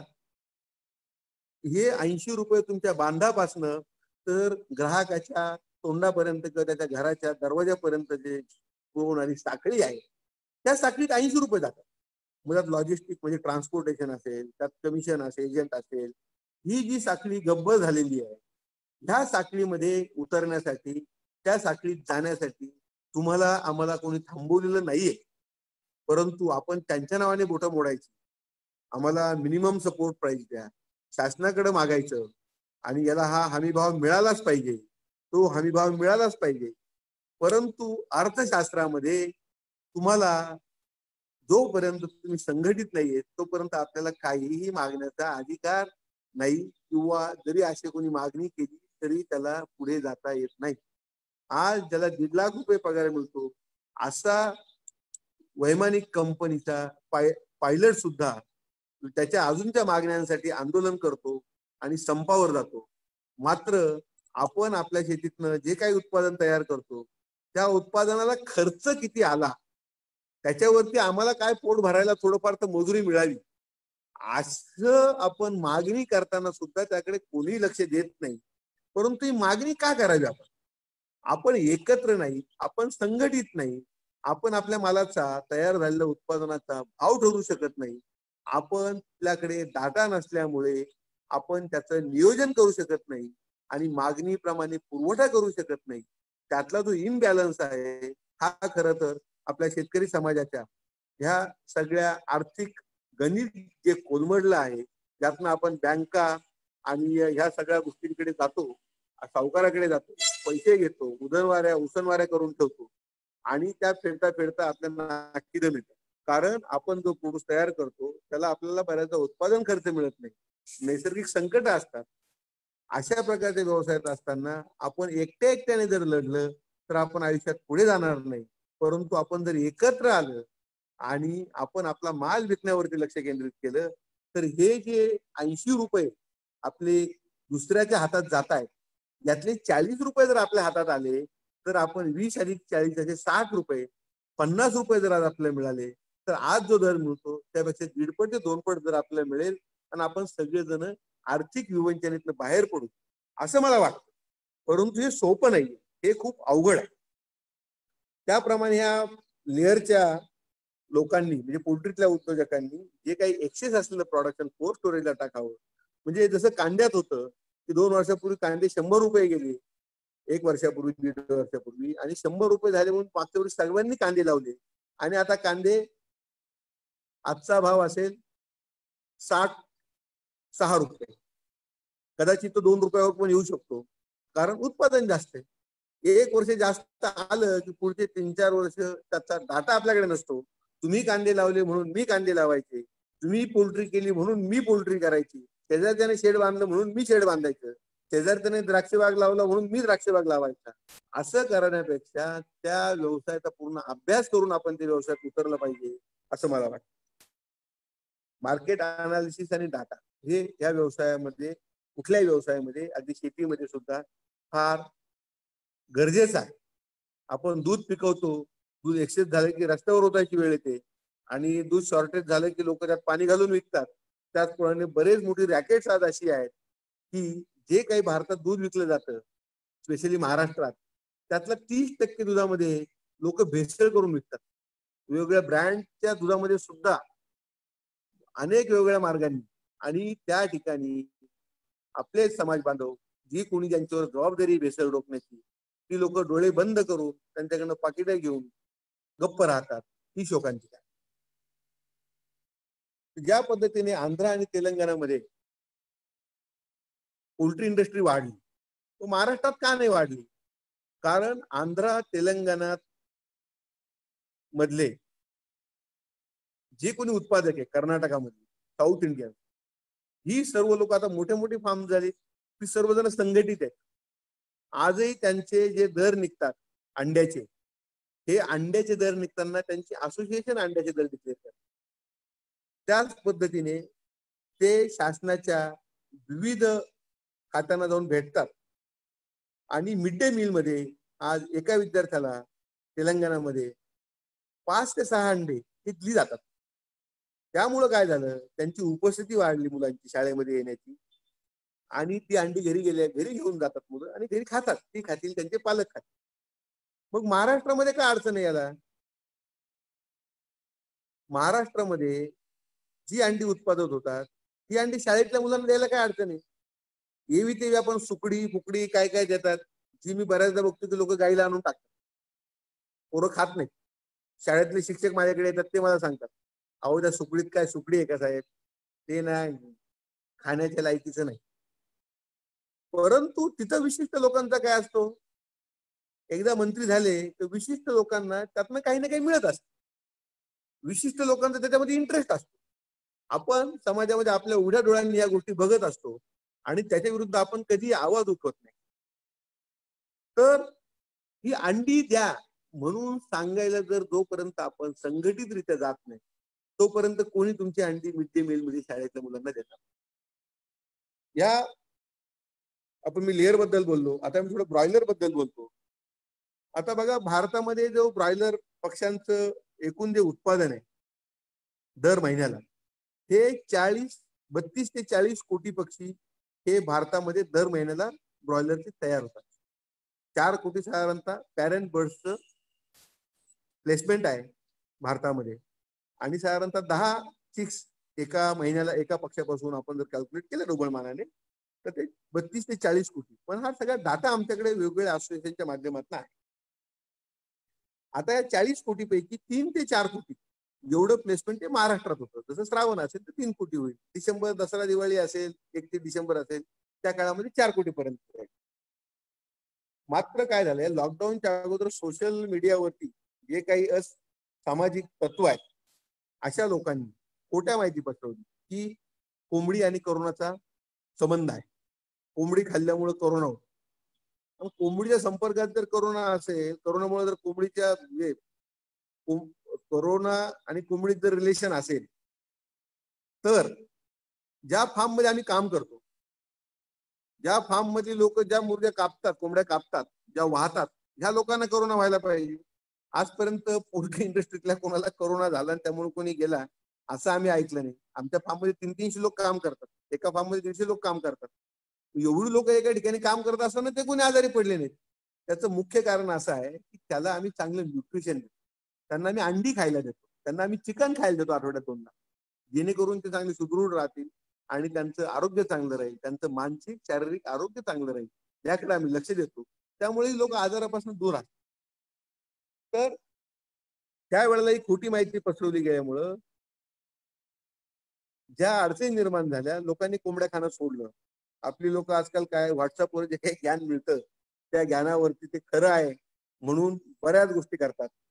आणि त्यामुळे आजकाल बघता येईल आपल्याला की डिटर्जंटचे सेल, डिटर्जंटवाल्यांचे पैसे, हॉस्पिटल त्यांचे प्रॉफिट, हे सगळं जर बघितलं तर उच्च कोटीचे पैसे लोकांच्या खिशातनं मोठ्या प्रमाणावरती पैसे काढले जातात आणि ठराविक लोकांकडे त्या पैशाचा संचय होताना आपल्याला दिसतोय. तर त्यावेळेला लोकांनी कोंबड्या खाणं बंद केलं आणि कोंबड्या फार्म मध्ये तशाच राहिल्या. त्यानंतर लॉकडाऊन झालं. परंतु ह्या सगळ्या काळामध्ये केवळ आज मी आपल्या समोर जे बोलतोय ते फक्त आम्ही एकत्र असल्यामुळं, आम्ही असोसिएशनच्या माध्यमातून वेगवेगळ्या लोकांना जाऊन भेटलो. आम्ही आमच्या असोसिएशनचं ऑफिस आहे, पुण्याला. त्याचबरोबर असोसिएशनकडे दररोजचा डाटा आहे. काय डाटा आहे की बाबा काल किती कोंबड्या विकल्या गेल्या महाराष्ट्रात, कोणत्या कोणत्या विभागात किती कोंबड्या गेल्या, डिमांड किती आहे, त्याचप्रमाणे उत्पादन किती किती होतं. आणि याचा डाटा अनालिसिस करण्यासाठी असोसिएशनचे 4 लोक पगारी माणसं हे सर्व जे कोणी मेंबर्स आहेत, उत्पादक आहेत, त्यांच्याशी संपर्क करून त्या भागातला डाटा घेतात. उत्पादन किती आहे आणि मागणी किती आहे आणि पुरवठा किती आहे. आणि पुढच्या येणाऱ्या काळामध्ये मागणी, समजा श्रावण आला तर श्रावणाचं प्लॅनिंग आम्ही 2.5-3 महिन्यापूर्वी केलं की बाबा लॉकडाऊन आहे, परप्रांतीय मजूर जे आहेत ते आता निघून गेलेले आहेत, कारखाने बंद आहेत आणि आपल्याकडे समजा 4 कोटीचं प्लेसमेंट आहे महाराष्ट्रात, त्यामुळे आपले पैसे तुटलेत, कोंबड्या विकल्या जात नाहीत, एक्सेस प्रोडक्शन झालं. आम्ही मिटिंग घेतली आणि सर्वात पहिले ठरवलं की आपण 50% आपलं उत्पादन सर्वांनी मिळून कमी करू. आज 50% डिमांड आहे आणि 50% प्रोडक्शन आहे. मागणीच्या नुसार आम्ही आज पुरवठा केल्यामुळे आजही आम्हाला उत्पादन खर्चापेक्षा जास्त पैसे मिळत आहे श्रावणात. मागच्या बऱ्याच वर्षात पहिल्यांदा असं झालं की श्रावणामध्ये आमचे पैसे तुटले नाही, कारण आम्ही आपण नियोजन न करता कुठली गोष्ट केली तर आपल्याला अपयश येणार हे नक्की आहे. तर आम्ही याचं 3-4 महिन्यापूर्वी नियोजन केलं. आमच्या प्लेसमेंट जर तुम्हाला मी सांगितलं की एप्रिल, मे आणि जून यांची प्लेसमेंट 4 कोटीवरून आम्ही 2 कोटीपर्यंत खाली आणली महाराष्ट्राची. असं नियोजन आपण शेतीत करू शकतो का? करू शकतो, पण केव्हा? जेव्हा आपला एकमेकावरती विश्वास असेल तेव्हा. आज आपला एकमेकावर विश्वास आहे का? नाही. आज आपल्या कृषी प्रधान समाजामध्ये अशी परिस्थिती आहे, एक नाही एकात आणि बाप नाही लेखात. आईबाप काय सांगतात त्याच्या मुलं त्याच्यावर विश्वास ठेवत नाही, किंवा मुलगा कधीतरी काहीतरी करायचं म्हणतो त्याच्यावरती आईबाप त्याच्यावर विश्वास ठेवत नाही. तर सर्वात महत्वाची गोष्ट आपल्याला जर पुढे जायचं असेल तर आपल्याला एकमेकावरती विश्वास ठेवायला लागेल, घरामध्ये एकमेकावर विश्वास ठेवायला लागेल, कृषी समाजाला, कृषी उत्पादकांना एकमेकावर विश्वास ठेवायला लागेल. आणि जिथे जिथे आपलं शोषण होतं त्या ठिकाणी हा आपल्याला काय करता येईल त्याच्यावरती मी तो ट्रस्ट या विषयावर मी तुमच्याशी परत बोलणार आहे. मात्र आमच्या असोसिएशनचं कामकाज कसं चालतं हे ट्रस्ट वरती चालतं. हा ट्रस्ट आहे आमचा. आम्ही त्याचं Maharashtra poultry farmers and breeders association नावाने आमचे असोसिएशन. ही असोसिएशन 2005-06 मध्ये जेव्हा बर्ड फ्लू आला त्यावेळेला आम्ही ती फॉर्म केली होती. आणि एवढ्या मागच्या वर्षांमध्ये आमच्या असोसिएशनचे अध्यक्ष आहेत वसंत कुमार साहेब, सांगलीला असतात. त्यांचं कोमारला बाळकृष्ण क्वालिटी अशा नावाने युनिट्स आहेत. आणि पोल्ट्री इंडस्ट्रीमध्ये हा माणूस 30-35 वर्षांपासून अविरतपणे काम करतो. ते पूर्ण वेळ असोसिएशनच्या कामाला झुकवून दिले त्या माणसाने. त्याच पद्धतीने आम्ही प्रत्येक ठिकाणी, जसं आज नाशिकमध्ये मी आहे, आमचे मित्र आहेत, आम्ही दोघांनी एकाच वेळेला व्यवसाय चालू केला. उद्धव आहेत, डॉक्टर फडके, अशी जी काय नाव घेण्यासारखी लोक की ज्यांनी व्यवसायामध्ये स्वतःचे स्थान निर्माण केले. पुण्यामध्ये राजू चोरात आहेत, अजय देशपांडे आहेत, तिकडं सातारामध्ये बाबर आहे, तिकडे बारामतीत पवार आहेत. आणि ही सगळी लोक जरी आपला व्यवसाय एक असेल एकत्र येऊन बसतात, महिन्याकाठी मीटिंग होते. आणि तुम्हाला आश्चर्य वाटेल, आज आमच्या असोसिएशनचे दिवसातनं 2दा कॉन्फरन्स कॉल होतात. एक सकाळी 11 वाजता. काय बोलतात 11 वाजता? काल प्रत्येकाचा किती किती माल विकलाय, आज डिमांड कशी राहील, आज गुजरातच्या काही गाड्या बोलवायच्या का, एमपी थोडा रेट कमी, तिकडच्या काही गाड्या बोलवायच्या का, कुठल्या विभागामध्ये आज माल एक्सेस झालाय, मागणी आणि पुरवठा याच्यावरती लक्ष द्यायचं. आणि आजचा दर काय ठेवायचा? मग आजचा दर आपण 70 ठेवला, ठीक आहे, उद्या थोडं डिमांड चांगली वाटते 72 करू, 72 करायचा, 74 करायचा. 1-2 रुपये विभागानुसार, अंतरानुसार, बडच्या वजनानुसार आपण कमी जास्त करून तो माल विकतो. पण त्याला एक बेंच मार्किंग आहे. आज मक्याचे दर आम्ही बघितले की मागच्या वर्षी 22 रुपये मका विकत घेत होतो.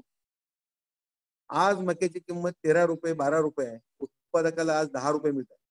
पुढच्या वर्षी परत काय होणार? मक्याचं उत्पादन कमी होणार, कारण डाटा नाही आपल्याकडे. त्या वर्षी बंपर प्रोडक्शन, मागच्या वर्षी पण बंपर प्रोडक्शन. ज्या वेळेला मका विकला जाणार नाही का 10 रुपये मिळतील म्हणून परवडत नाही मका, पुढच्या वर्षी परत कांदे करतील, आणखी सोयाबीन करतील, तिसरंच काहीतरी करतील, परत मक्याचे दर. म्हणजे मागणी आणि पुरवठा याच्यामध्ये आपल्याकडे डाटा नसल्यामुळे किंवा जो असेल तो शेतकरी वर्गापर्यंत पोहोचत नसल्यामुळे आपण वाऱ्यावर जसं एक मेंढरू एक्सप्रेस चाललं, पण त्या मेंढरांमध्ये काय असं 2 शेळ्या ठेवलेल्या असतात हुशार, आणि ते मेंढर जरी खाली मान घालून जात असतील तरी ते शेळ्या कुठे चालल्यात तिकडे जातात.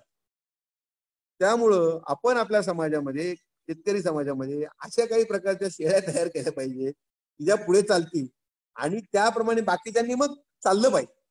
परंतु आपण जेव्हा बघतो की समाजामध्ये असे नेतृत्व कमी तयार होतं आणि एक नेतृत्व तयार झालं की लगेच त्याला फाटे फुटू, तसं एक शेतकरी संघटना नावाची संघटना शरद जोशींनी तयार केली होती, पुढे ती वाढवली आणि आता त्या संघटनेची आता जवळजवळ 10 संघटना झाल्या. प्रत्येक जण म्हणतो मला नाही अध्यक्ष केलं का माझी संघटना वेगळी, माझा अध्यक्ष. अशा पद्धतीने जर आपण चालत असेल तर आपलं शोषण होणार. जे कोणी वैयक्तिक लोक स्वतःच्या वैयक्तिक स्वार्थासाठी अशा प्रकारच्या संघटनांमध्ये फूट पाडतात, स्वतःची पोळीभाजी स्वतःची तुंबड्या भरून घेतात, तोपर्यंत ह्या समाजाला चांगलं नेतृत्व कोण आणि कोणाच्या मागे उभं राहायचं हे आपण ठरवलं पाहिजे. पूर्वी म्हणायचे जसा राजा तशी प्रजा, तसं नाही. जशी प्रजा असते ती प्रजा लोक जर निवडत, पूर्वी राजा ठरवायचं काय करायचं ते, आता प्रजा ठरवते कोण राजा करायचं. जर प्रजाच पैशासाठी मत विकत असेल, कोणीतरी काहीतरी स्वार्थासाठी हे करत असेल, त्याच्यासाठी जाती पातीचा माझा हा असं म्हणून त्याच्या मागे उभं राहत असेल तर ती प्रजा मूर्ख आहे आणि ती प्रजा तसा मूर्ख राजा निवडते आणि त्यामुळे सगळा गोंधळ चालू आहे. तर ह्या आमच्या असोसिएशन मध्ये आम्ही सर्व डाटा घेतो, त्याप्रमाणे रेट डिक्लेअर करतो आणि त्यामुळे आम्ही व्यवस्थित प्लॅनिंग केल्यामुळे, उत्पादनाचं त्याच पद्धतीने विक्रीचं प्लॅनिंग केल्यामुळे आज हा व्यवसाय फायद्यात आहे. मात्र आपण जर त्याचा अभ्यास न करता व्यवसाय केला, फक्त उत्पादनावरती लक्ष दिलं तर आपल्याला त्यातनं पैसे मिळणार नाही, तो बिझनेस होणार नाही, ती समाज सेवा होईल आणि ती थँकलेस जॉब राहील. हे पण लक्षात. ज्या वेळेला करोना संकट आलं, मी आहे, उद्धव आहे, राजू थोरात आहेत, वसंत कुमार साहेब आहेत, हे सगळे असोसिएशन नाशिकमध्ये चिकन मेळा घेतला, चिकन फेस्टिवल. लोकांच्या मनातली भीती कमी करायची. 25 रुपयाला चिकन बिर्याणी. टोटल बजेट आम्ही केलं 25 लाखाचं. रिसीट आल्या 4.5-5 लाखाची. 14-15 लाख रुपये आम्ही स्वतः टाकले सर्वांनी मिळून, कारण ही आमच्या धंद्याची गरज आहे. सरकारकडे जाऊन म्हणायचं आमचं संकटात आलं, तुम्ही मदत करा. आज त्यांचीच परिस्थिती अशी आहे की सरकारी नोकरांचे पगार हे वेळेवरती होण्यासाठी काय सरकारला धडपड करायला लागते हे आपण सर्वजणांनी मागच्या 4 महिन्यात बघितलं. आता तिथं आज जर आडातच नसेल तर पोहऱ्यात कुठं येणार आहे. मात्र आपण काय असतो, आशावादी असतो. आज नाही उद्या आमच्याकडे लक्ष देतील, आम्हाला नोकऱ्या देतील. तेव्हा ज्याच्याकडे काही नाहीये, ज्या लोकांचा हेतू पण तुम्हाला मदत करण्याचा नाहीये, आज सरकारी दरबारी जे काही त्यांचा रेव्हेन्यू आहे, जे त्यांचंही बॅलन्स शीट असते, दरवर्षी ते बजेट डिक्लेअर करतात, त्याच्या 67% पैसे हे फक्त सरकारी नोकरांच्या पगारावरती खर्च होतात आणि उरलेल्या पैशांमध्ये बाकीचे रस्ते किंवा इतर सगळे काम होतात. सगळ्यात पहिले पैसे कमी पडले की यांना सगळ्यांना कात्री लागली जाते आणि सरकारी नोकरांचे पगार मात्र चालू राहतात. त्यामुळे सरकारी नोकरी मिळवण्यासाठी समाजातील लोक घरं दारं जमीन विकून सुद्धा सरकारी नोकरी मिळते का अशा पद्धतीने प्रयत्न करत असतात. मात्र मला एक म्हणायचं आहे की आपण एकत्र यावं, समन्वय साधावा. बाजारामध्ये ज्या संधी आहेत, ज्या जर बाकी लोकांना दिसत असतील, व्यापार करणाऱ्या लोकांना दिसत असतील, आज वाशीच्या आपल्या समाजाशी, आपल्या शेतीशी रिलेटेड असलेले कृषी उत्पन्न बाजार समिती हा एक विषय आहे. वाशीच्या कृषी उत्पन्न बाजार समितीला कुठल्या व्यापाऱ्याने आत्महत्या केली, कोणाचं दिवाळा निघालं, किंवा आपल्या आजूबाजूच्या बाजार समित्या आहेत त्यासाठी जे काही राजकारण चालतं, तिथे निवडून येण्यासाठी लोक पैसे देऊन मतं विकत घेतात, म्हणजे धंदा करतात. तेव्हा तिथं शोषण व्यवस्था जिथे तयार होते त्या ठिकाणाबद्दल त्याला आपण पर्याय निवडले पाहिजे. का बाजार समितीच गेलं पाहिजे? माझं स्वतःचं उदाहरण सांगतो की ज्या वेळेला आम्ही शेतकऱ्यांकडून डायरेक्ट मका घ्यायचो, त्यावेळेला आमच्या जवळ जे चांदवडला कृषी उत्पन्न बाजार समिती आहे ते आम्हाला एक नोटीस पाठवली की तुम्ही बेकायदेशीर मक्याची खरेदी करत आहात.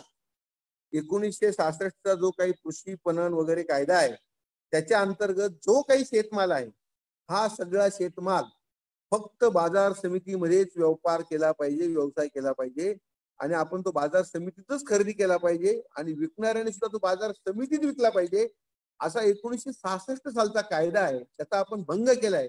त्या विरोधात आपणा विरुद्ध कोर्टात का जाऊ नये, हे का जाऊ नये. एक फाईल तयार झाली माझ्याकडे, त्यांच्या नोटिसेस, त्यांचे वेगवेगळे हे त्रास देणं, इथं माणसं पाठवायची. मी म्हटलं तुम्हाला काय करायचं असेल ना तुम्ही त्यासाठी करा. हा शेतकरी लिहून द्यायला तयार आहे की मला तुम्हाला विकायचं आहे आणि माझी घेण्याची तयारी. मग आज जर तुम्ही जो नियम मक्याला लावतात त्या द्राक्षाचं काय होतं? द्राक्षामध्ये सगळे व्यवहार तर शेतावरच होतात. मग कृषी उत्पन्न बाजार समिती कुठे येईल तुमची त्यावेळेला? तिथं पण नियमन झालंय ना. मग त्या द्राक्ष शेतकऱ्यांचे पैसे बुडतात, त्याचं काय झालं? तुम्ही बाजार समिती संचालक म्हणून आहात आणि तुम्ही संचालक असताना शेतकऱ्यांनी जो माल विकला त्याचे पैसे व्यापाऱ्यांनी बुडवले. माझे स्वतः 24,000 रुपये बुडलेत माझ्या उमेदीच्या काळात 1998-99 साली कांद्याचे. कारण त्यावेळेला मी 37 एकराचा कांदा शेतकरी होतो. पण त्या विरोधात तुम्ही काय केलं आजपर्यंत? तुमच्या घरी दिवाळी दसऱ्याला काय त्या व्यापाऱ्यांच्या घरून साड्या सोळा येतात का? हे प्रश्न विचारले म्हणजे मग तुम्ही चुकीचे, तुम्ही वाईट, तुम्ही स्पष्ट बघ. पूर्वी मार्केट कमिटीमध्ये 2% कटती लागायची. नंतर ह्या मालाला आपण आपला माल विकताना दलाली, वाशीला 8% ते 12% दलाली. का? आपला माल आपल्याला विकता येत नाही, रुमाला खाली व्यवहार. याच्या विरुद्ध समाज संघटित होत नाही, याच्या विरुद्ध समाज बोलत नाही आणि फक्त आम्हाला उत्पादन कसं वाढवता येईल आणि आम्ही काय धंदा केला पाहिजे याच्याबद्दल आपण बोलतो. त्या सगळ्या प्रथा आम्ही मोडून त्यावेळेला शासन दरबारी आम्ही पत्रव्यवहार केला. हे चुकीचं आहे, त्याच्या विरुद्ध आवाज उठवला.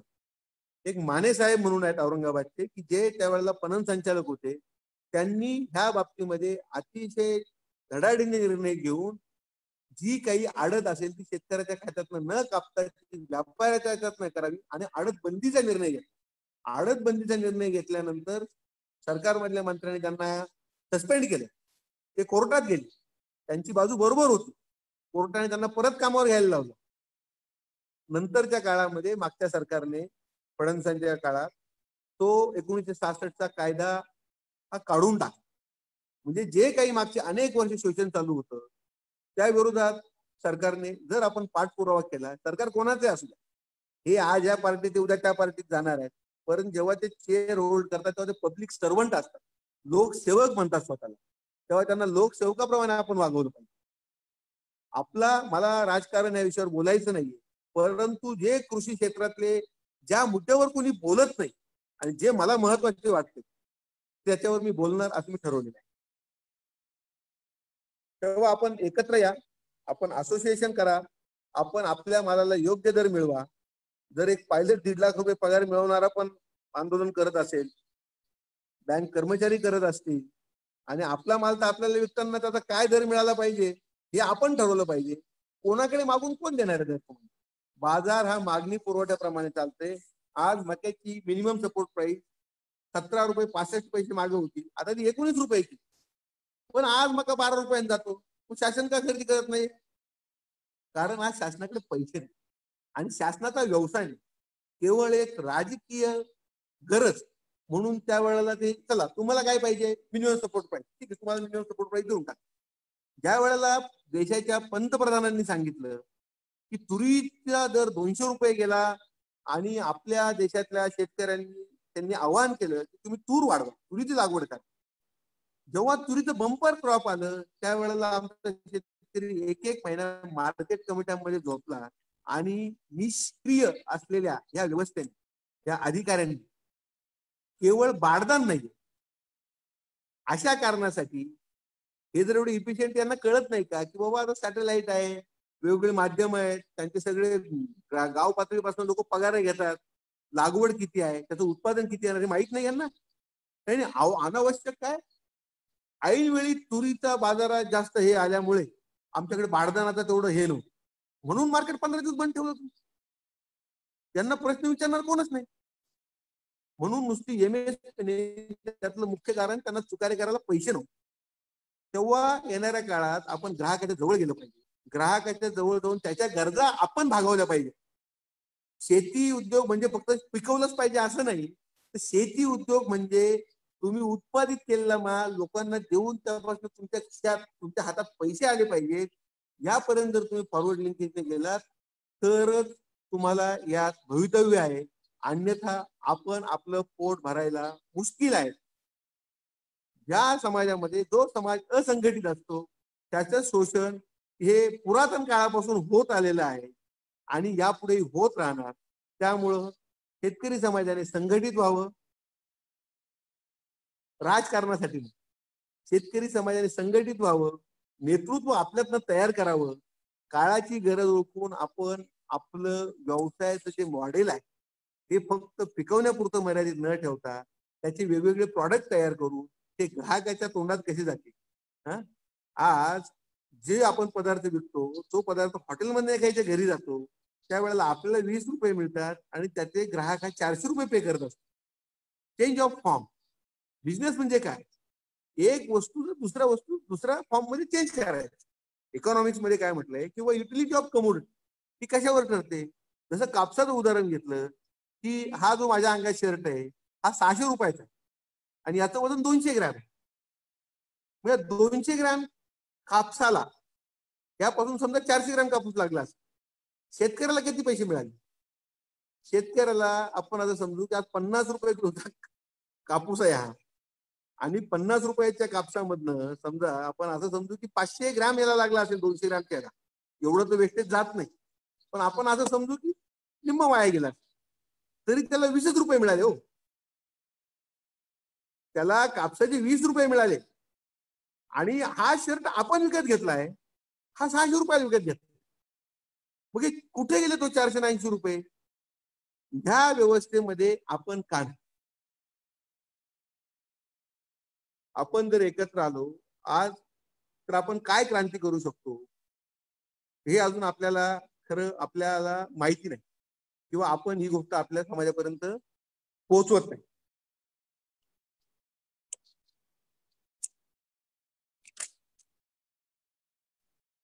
आपण एकत्र येणं ही आज काळाची गरज आहे.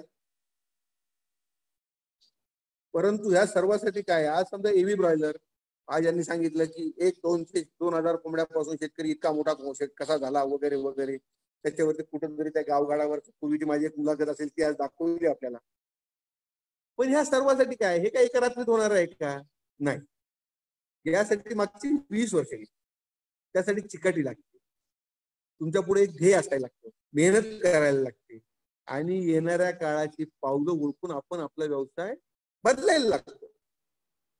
व्यवसायाचं करण्याची पद्धत बदलायला लागते, बिझनेस मॉडेल चेंज करायला लागते.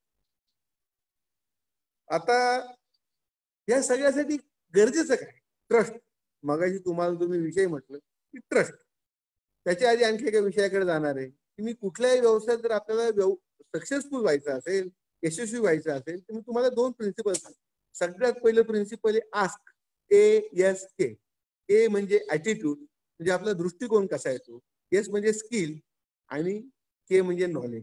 हे व्यवसायाला आवश्यक असणाऱ्या गोष्टी. पण त्यातलं महत्वाचं काय आहे? काय नॉलेज सगळ्यात महत्वाचं आहे का?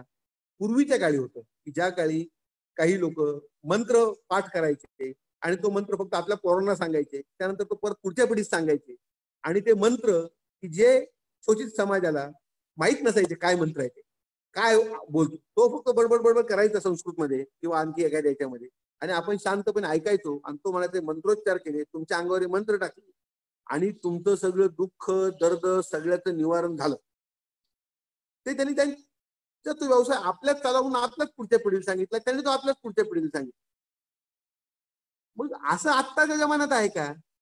आता इंटरनेटच्या जमान्यात तुम्हाला जे पाहिजे ते आज उपलब्ध आहे आणि जी गोष्ट सहज उपलब्ध आहे ती पॉवर होऊ शकते. तेव्हा आजच्या घडीला नॉलेज, ज्ञान ही पॉवर नाही.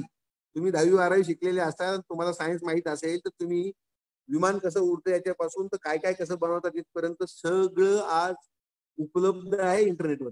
आज आपण वेगळ्या ठिकाणी बसलेले आहात आणि माझ्याशी संवाद साधतात, हे काय झालं इंटरनेटच्या माध्यमातून शक्य. मग जी गोष्ट सहज मिळते त्यात पॉवर आहे का? जर नॉलेज सहज मिळत असेल ते पॉवरफुल गोष्ट आहे का? नाही. स्किल दुसरा मुद्दा आहे. स्किल. स्किल काय? आज गाडी चालवतो, त्याला काय सगळ्याच गोष्टी माहिती असणं गरजेचं असतं का? त्याला ओव्हर पिरियड ऑफ टाइम ही गाडी कशी चालवायची माहित होत. Over period of time practice practice practice जर करत राहिलं तर आपण चांगलं प्रकारे त्या क्षेत्रामध्ये आपण स्किल अंगी करू शकतो.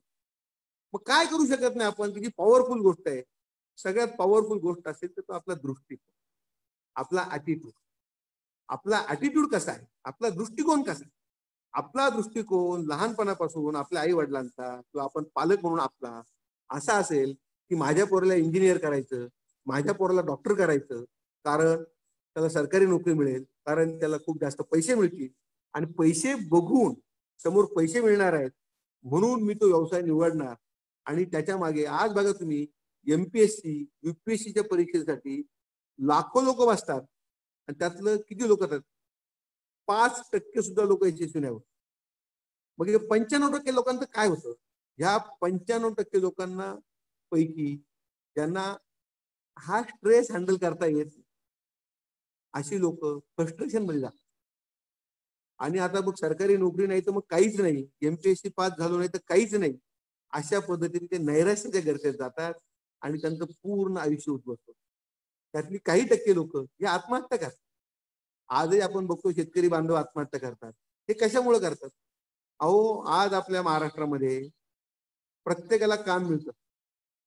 माझ्याकडे आलेल्या प्रत्येक माणसाला मी कधी घरी जा म्हणून सांगत नाही, काम काही ना काही द्यायचा प्रयत्न करतो, काहीतरी उद्योग सुचवतो आणि त्यावेळेला त्याला 2 वेळाचं पोट भरू शकतो. परंतु आपण एखाद्या गोष्टीचं खूप मोठी अपेक्षा ठेवली आणि ती पूर्ण झाली नाही, खूप मोठं स्वप्न बघितलं, परंतु ते स्वप्न बघताना ते स्वप्न पूर्ण करण्यासाठी आपण पूर्ण ताकदीने त्यात उतरत नाही आणि ते स्वप्न रात्रीचं बघलेलं वेगळं आहे, परंतु जेव्हा वास्तवात आपण ते स्वप्न पूर्ण करायचं असेल त्यासाठी आपल्याला भयंकर मोठी हिंमत मोजायला लागते, सातत्य ठेवायला लागतं, ध्येय चिकाटी लागते. अब्दुल कलामांचं एक वाक्य आहे, dream. What is dream? Dream is not what you see during the night. Dream is not the thing that you see during the night. Dream which do not allow you to sleep during the night. हे मराठीत सांगतो, काही लोक आपल्यात मराठी पण हे करणारे याच्यात असणार ग्रुपवरती, की आपलं स्वप्न काय. स्वप्न हे नाही की जे आपल्याला रात्री झोपेत दिसतं. स्वप्न असं हवं की आपल्याला रात्री सुद्धा ते झोपून येत नाही, अशा प्रकारचं स्वप्न आपल्याला पडायला.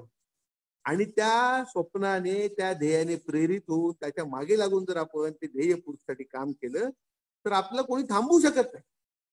तर पहिलं प्रिन्सिपल तुम्हाला मी सांगितलं, आपला दृष्टिकोन हा आपण बदलला पाहिजे. आपल्याला काय व्हायचं, आपल्याला शॉर्टकट मारायचे. एका वर्षात कोणी लखोपती होत नाही, एका वर्षात कोणी करोडपती होत नाही, परंतु पहिली जी स्टेप आहे ती रिस्की स्टेप असते आणि ती स्टेप टाकताना आपण अतिशय काळजीपूर्वक टाकली पाहिजे, त्याचा अभ्यास केला पाहिजे. आणि काय, सरळ धोपट मार्गाने सगळेच जातात, पण सगळ्यांना जे मिळतं ते सगळ्यांनाही मिळतं. पण एखादी आडवळणाची वाट शोधणारे फार कमी लोक असतात. ज्या वेळेला आम्ही पोल्ट्रीत आलो ना, त्यावेळेला पोल्ट्रीला म्हणजे आमचे नातेवाईक मला सांगायचे, तुम्हाला तुझा दुसरा धंदा नव्हता का, तुमच्यामुळे आमची बेइज्जती झाली. कारण मी ज्या गावात जायचो नातेवाईक असेल त्याला सांगतो मला टपरी टाकायला जागा नाही. मी 1997 साली पहिलं टपरी टाकली, चिकन सेंटर स्वतःच, आणि 2005 सालापर्यंत माझी 22 दुकानं झाली टपऱ्या. नातेवाईक म्हणायचे, तुम्हाला काय वाटतं का तुम्ही शिकलेले ते मी झालेला माणूस तुम्ही आमच्या गावात टपरी टाकतात. आमचे नातेवाईक काय, त्यांना काय सांगू आम्ही, बाबा आमचा नातू आहे, आमचा भाचा आहे आणि मटणाचं दुकान आमचं आहे असं सांगायचं का आम्ही शेतकरी. आणि हा शेतकरी असल्याचा जो काही आपल्याला जो काही न्यूनगंड भ्रम आहे ना, आता ते जेव्हा भेटतात ते म्हणतात मला खूप मोठा धंदा केला. त्यावेळेला आम्ही चुकलो, आम्ही त्यावेळेला आमच्या पोरांना पण तुझ्याबरोबर टाकायला पाहिजे होतं. हे बघा, लाज वाटली ना तर व्यवसाय, लाज वाटत असेल तर व्यवसाय. एक तुम्हाला मी आज प्रिन्सिपल सांगितले, तेव्हा आपण आपला दृष्टिकोन ठेवला पाहिजे. दुसरं आणखी एक प्रिन्सिपल मी तुम्हाला सांगणार आहे, that is E+R = O. E म्हणजे काय, इव्हेंट. आज मी तुमच्याशी भेटतोय, हा एक माझ्यासाठी इव्हेंट आहे. हा क्षण मी साजरा करतो तुमच्यासोबत, सण आहे हा माझ्यासाठी. आर इज रिस्पॉन्स, प्रतिसाद कसा देतोय. आणि O इज आउटकम. जे तुम्हाला आउटकम पाहिजे असेल असं एक आउटकम आहे समजा एखाद्या माणसाचा, पगार वाढून पाहिजे, मला पगार वाढून पाहिजे, मला पगार वाढून पाहिजे म्हणून त्याच्यावरती नुसतं फोकस केलं म्हणून काही त्याचा पगार वाढून मिळणार आहे का? त्यासाठी त्याने काय करायला लागेल, त्याने जे काही काम करतो ते अतिशय निष्ठेने प्रामाणिकपणे जे 10 लोक करणार नाही असं काम त्यांनी केलं पाहिजे. नक्की जो कोणी मालक असतो तो तुमच्या कामाचं, तुमच्या मेहनतीचं मूल्यमापन करत असतो, आणि नसेल करत तर तो सोडायचा, आपल्यात हिंमत आहे ना दुसरा शोधायचा मालक बदलायचा. पण ज्याच्यात कॉन्फिडन्स नसतो ना तो ते करू शकत नाही. म्हणजे काय, सेल्फ ट्रस्ट, आत्मविश्वास तुमच्यात पाहिजे, मेहनत करायची तयारी पाहिजे. पण ज्याच्यामध्ये असा विश्वासच नसतो आणि इथून जर मालकाने काढलं तर उद्या मला काय घरीच बसायची वेळ तर काय मिळणार आहे, कारण तुमच्यामध्ये आत्मविश्वासच नाहीये. तो म्हणतो आय लाच गाडव, बरं ठीक आहे ते सांगतो ते कर, हायत्या पगारावरच काम कर. तेव्हा तुम्ही येणाऱ्या आपल्या आयुष्यात येणारे इव्हेंट्स आहेत त्याच्यावरती फोकस केलं पाहिजे. तर तुम्ही कामावरती लक्ष द्या, आपोआप तुम्हाला आउटकम मिळेल. व्यवसायावरती लक्ष द्या, पैसे आपोआप येते. तुम्ही पैसे करून नुसतं पैशाच्या मागे लागले ना, पैसे नाही येणार. त्यासाठी तुम्हाला चांगलं काम करायला लागेल.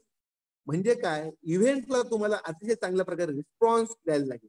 म्हणजे तुमच्या आयुष्यात येणारा क्षण, तुमच्या आयुष्यात येणारा प्रसंग, त्याला तुम्ही सण म्हणा, त्याला तुम्ही जितक्या चांगल्या प्रकारे प्रतिसाद द्याल त्यावरती आपल्याला पुढचं आउटकम हे मिळणार, हे आपलं साध्य होणार. आता जे ट्रस्ट, आज आमच्या पोल्ट्री व्यवसायात ज्या वेळेला अडचणी आल्या, का टिकून आम्ही आज, म्हणजे माझ्या माहितीप्रमाणे मला 35 कोटीचा तोटा झाला फेब्रुवारी मार्च. हे ऐकून तुम्हाला सगळ्यांना झोप उडून जाईल. परंतु 2-3 महिन्यामध्ये ह्या तोट्यातल्या आता आज जुलै अखेरपर्यंत आम्ही 40% नुकसान भरून काढ. ऑगस्ट अखेरपर्यंत मला वाटतं ज्या पद्धतीने दर आहे 50% नुकसान भरून काढू. ज्या धंद्यामध्ये इतकं मोठं नुकसान करायची ताकद आहे ना, त्याच धंद्याला मध्ये ते नुकसान भरून काढायची ताकद. जसं सापाचं विष असतं त्यात तुम्हाला मारण्याची ताकद आहे, पण त्या सापाच्या विषापासनं जेव्हा ते वेनम तयार करतात, लस तयार करतात, ती तुम्हाला वाचवण्याची ताकद त्यात असते. त्याचप्रमाणे धंद्यामध्ये जेवढं जास्त नुकसान तितकं जास्त फायदा, किंवा तितकं जास्त जेवढा मोठा खड्डा तयार होईल तितकी मोठी बिल्डिंग त्यात तयार होते, लक्षात. आणि जिथं खड्डा तयार होत नाही तिथे बिल्डिंगी उभ्या राहत नाही. खडकावरती बिल्डिंग उभी राहत नाही. खडकावर जिथं गवत उगत नाही तिथं काही होत नाही. जिथं नुकसान होतं तिथंच फायदा होणार आहे. तेव्हा आपण शिवरायांचं नाव घेतो, महाराष्ट्राचं किंवा भारताचं आद्य दैवत, परंतु शिवराय घरात बसले नाही. शिवराय सुरतला गेले. शिवराय, माझ्याकडे एक पुस्तक आहे आणि मी दरवर्षी त्या पुस्तकाचे 100-200-300 प्रती आणतो. आता ह्या वर्षी आणखी एक पुस्तक मी, जे भावेश भाटी आहे आपले पातोरकर सर जे, त्यांनी त्याच्यावरती पुस्तक लिहिलंय. त्या पुस्तकाच्या पण त्यांच्याकडे मी 200 कॉपीज घेतल्या. आणि अशा पद्धतीने माझ्याकडे येणारे जी लोक आहेत त्यांना मी ते एक पुस्तक वाचायला देतो आणि त्यांना सांगतो तुम्ही हे वाचा. तुम्ही पण 50-100 पुस्तकं आपल्या ऐपती प्रमाणे विकत घ्या. ज्याचा कोणाचा वाढदिवस असेल, इतर वेळेला इतर काही गिफ्ट देणे, त्यावेळी असं पुस्तक द्या. त्या पुस्तकाचं नाव तुम्हाला मी सांगणार आहे, श्री शिवराय MBA फायनान्स. काय, श्री शिवराय MBA फायनान्स. हे अजित वामन आपटे ह्या नावाच्या माणसाने, अजित वामन आपटे ह्या इतिहासकाराने शिवरायांवरती पुस्तक लिहिलं. त्यात त्यांनी शिवराय हे कसे अर्थतज्ञ होते, शिवरायांची अर्थनीती कशी होती. शिवराय काय फक्त नुसतं भूभाग बळकवायला गेले नव्हते. तसं जायचं असतं तर राजस्थानच्या रानात गेले असते ते, आणि तो बळकावला असता. तिथे काही नव्हतंच पोटेन्शियल. ते सुरतलाच काय गेले, सुरतला वाखारी होते, इंग्रजांच्या पैसे होते, स्वराज्यासाठी त्यांना त्या धनाची गरज होती, आणले लुटून. तेव्हा जिथं अर्थ आहे, जिथं पैसे आहेत तिथं महाराज गेले. तंजावरला गेले, साऊथ पर्यंत गेले, दिल्लीपर्यंत गेले. का गेले, कारण तिथं अर्थ, त्यांची जी मूळ होती, प्रत्येक मूळ ही काय लढाया करून खूप मोठी योद्धागिरी नव्हती. लढाया करून योद्धागिरी नव्हती, ती तहकूब केले त्यांनी. आणि अर्थशास्त्रामध्ये किंवा बिझनेसमध्ये शिवाजी महाराज मोठे बिझनेसमॅन होते, अर्थशास्त्रज्ञ होते. त्यांनी तह केले, आपली माणसं मरू दिली नाही. त्यांनी गरिबी काय नाही, समोरच्याला जेर बंद केलं. आपला जो काही उद्देश साध्य करण्यासाठी त्यांनी गरिबी कायमाचा, कारण त्यांच्याकडे तेवढं मोठं सैन्य नव्हतं, समोर लाखोचं सैन्य होतं, तर ती साधन सामग्री होती. तेव्हा जसं महात्मा गांधींचं एक उदाहरण मी तुम्हाला देतो की महात्मा गांधी जेव्हा इंग्रजांना म्हटले चले जा, आणि त्यांनी अहिंसा आणि सत्याग्रह हा शब्द त्यांनी जेव्हा समाजात सांगायला सुरुवात केली, सत्यासाठी आग्रह म्हणजे ट्रूथ, सत्य काय ते बोलत राहणं, आणि त्याचा आग्रह त्यांनी धरला. त्यांनी हे बघितलं की समोर कोण आहे, समोर इंग्रज आहे, आणि इंग्रज हे लॉ अबाइडिंग पीपल आहे. म्हणजे काय, कायदे कानून. इंग्रज येण्यापूर्वी भारतात कुठे कायदे कानून होते? इंग्रज येण्यापूर्वी भारतामध्ये जो लुटेल त्याचं, ज्याच्या ती काठी त्याची सत्ता, जो बलवान तो लुटणार. इंग्रजांनी कायदे पाळले, त्यांनी जे कायदे तयार केले त्या कायद्याच्या विरोधात जाणारी, ते कायदे न पाळणारे त्यांची लोक जरी असेल तर त्यांच्यावर कारवाई केली. चोरीपासून भय. म्हणजे काय झालं, ही जी व्यवस्था आहे, कानून, ही सगळी त्यांनी आली. मग हे कायदे कानून पाळणारे लोक आहेत, आणि सत्याग्रह केला तर कुठलाही कायदा, महात्मा गांधीजी वकील होते, हा मोडत नाही, कायद्याचा भंग होत नाही, म्हणून आम्ही सत्याग्रह करणार. आणि ते आंदोलन त्यांनी पेटवलं, आणि त्यातनं आपल्याला स्वराज्य केलं. तेव्हा लक्षात घ्या की सत्यासाठी त्यांनी हे सगळं केलं. आता ज्या वेळेला या सगळ्या अडचणी आल्या आमच्या व्यवसायामध्ये, तर एक म्हणजे आपण काय, सत्य वागलं पाहिजे, खरं बोललं पाहिजे, ट्रस्ट हा सगळ्यात महत्वाची गोष्ट आहे. मग 5 वेव्ज ऑफ ट्रस्ट मी तुम्हाला सांगणार आहे. कोणत्या कोणत्या व्यवसायाच्या ट्रस्ट म्हणजे आपण काय म्हणूया, ते कोणते कोणते 5 वेव्ज आहेत? सगळ्यात महत्वाचं सेल्फ ट्रस्ट. म्हणजे काय, स्वतःवर असलेला विश्वास, थोडक्यात आत्मविश्वास. जर तो आत्मविश्वास तुमच्याकडे नसेल तर तुम्ही गाडी चालवू शकत नाही, तुम्ही परीक्षेला बसू शकत नाही, तुम्ही नैराश्यवादी होणार, तुम्ही तुमचं जीवन जगू शकत. तर मी जी कोणी लोक आज मला ऐकतायत त्या सर्वांना मी आज एक गोष्ट सांगणार आहे की सगळ्यात पहिल्यांदा तुम्ही सेल्फ ट्रस्ट म्हणजे काय, स्वतःवरती असलेला विश्वास, ह्या गोष्टीवरती लक्ष दिलं पाहिजे. आपला स्वतःवरती विश्वास पाहिजे, आत्मविश्वास. तुमच्यात आत्मविश्वास नसेल तर तो आणा, तुम्ही मित्र जोडा, चांगल्या ग्रुपमध्ये सामील व्हा, परंतु आत्मविश्वास ही आज तुमच्यासाठी, माझ्यासाठी काळाची. दुसरं काय, रिलेशनशिप ट्रस्ट. म्हणजे काय, तुम्ही जे बोले त्याप्रमाणे तुम्ही वागले पाहिजे. जसं बोले तैसे चाले त्याची वंदावी पाऊले, जे आपण बोलतो ते आपण करावं. त्यामुळे तुमचा एक ब्रँड तयार होतो, तुमच्यावर लोक जास्त विश्वास ठेवतात. मी जर कोणाला सांगितलं असेल की साहेब या महिन्यात माझ्याकडे पैसे द्यायला नाहीयेत, त्या कोरोना आणि लॉकडाऊनमुळे माझा व्यवसाय अडचणीत आलेला आहे, पण मी पैसे तुमचे नक्की देणार आहे, 2 महिन्यांनी येणार तुमच्याकडे, तेव्हा मी 2 महिन्यात तुम्हाला पैसे देईल, किंवा जे माझ्याकडे त्यातले थोडे थोडे पैसे देईल. त्या माणसाचा आपल्यावरती विश्वास असेल तर तो पुढचा माल पण सप्लाय करतो. ऑर्गनायझेशनल ट्रस्ट म्हणजे मी एक व्यवसाय करतो, मी ह्या व्यवसायात एव्ही ब्रॉयलरचा नेतृत्व करतो, माझ्याकडे 1000 पेक्षा जास्त लोक काम करतायत माझे एम्प्लॉई म्हणून. त्याचबरोबर 1500 शेतकऱ्यांचे कुटुंब हे माझ्या व्यवसायावरती अवलंबून आहेत. त्यांना मी चीज देतो, त्यांना फीड देतो, त्यांना माझे टेक्निकल लोक, डॉक्टर्स वगैरे हे सल्ला देतात, आणि तयार झालेला माल आम्ही घेतो, त्यांना त्याची सांभाळण्यावर देतो. मग हा विश्वासच आहे त्यांचा माझ्यावर, आणि माझा पण त्यांच्यावर आहे. कारण माझे 10,000 पक्षी, कुठल्याही प्रकारचं मॉर्गेज नाही, त्यांची जमीन तारण नाही, काही नसताना माझे 10,000 पक्षी त्यांच्याकडे मी सांभाळायला दिले. त्यासाठी फक्त एक अग्रीमेंट केले. आज बँक आपल्याला 1 लाख रुपयाचं कर्ज देताना तुमची सगळी प्रॉपर्टी लिहून घेते, तुम्हाला 2 जामीनदार आणायला सांगते. मग जो मी विश्वास त्यांच्यावर टाकला त्या विश्वासाला ते पात्र आहे. 95% लोक पात्र आहेत, 5% लोक पात्र नाही. काही लोक चोऱ्या करतात, पक्षी विकून टाकतात, खाद्य विकतात, काही काही चुकीचे उद्योग करतात. परंतु त्यांना योग्य वेळेला योग्य शासन झालं पाहिजे, त्यांना समाजापुढे आणलं गेलं पाहिजे, नाही तर चांगला कन्सेप्ट सुद्धा काय होईल, वाया जाईल. ऑर्गनायझेशनल ट्रस्ट तुमच्या एम्प्लॉईला एक वाटलं पाहिजे, अरे मग 30 तारखेला मला 5 तारखेला 10 तारखेला माझा पगार होणार आहे मागच्या महिन्यात, आणि जरी अडचण तर माझा मालक यातनं मार्ग काढणार आहे.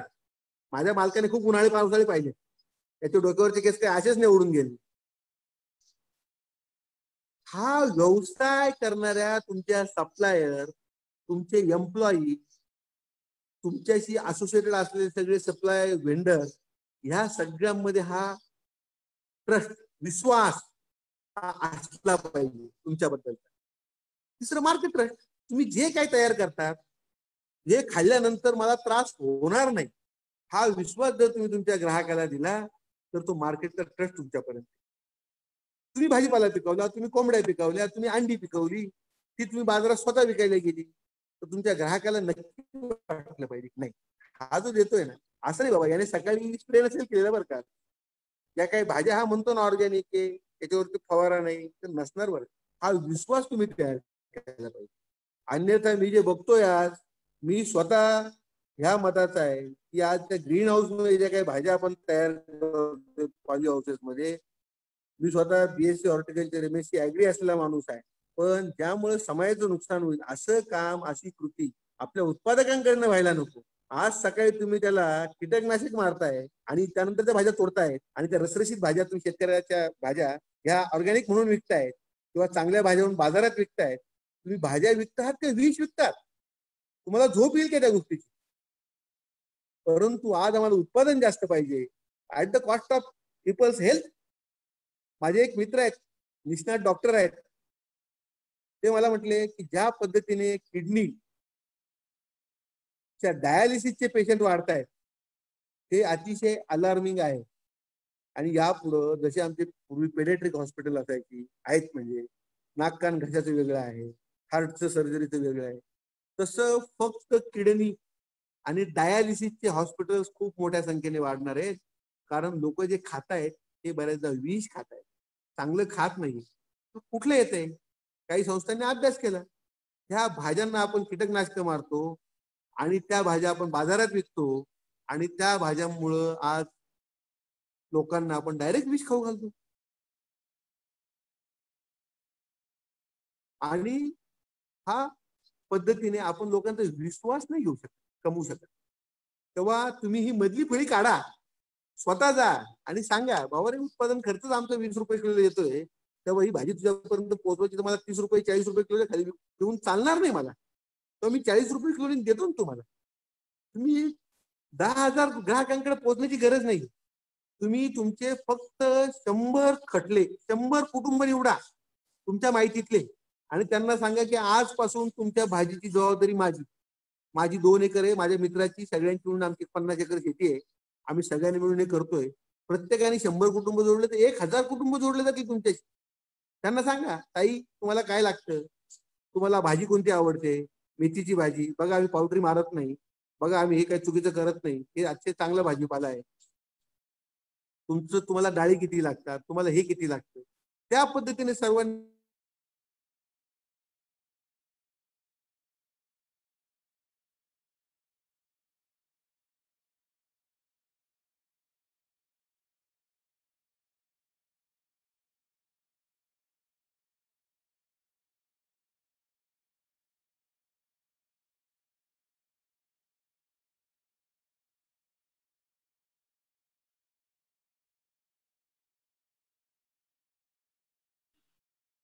सर तुमचा आवाज येत नाहीये.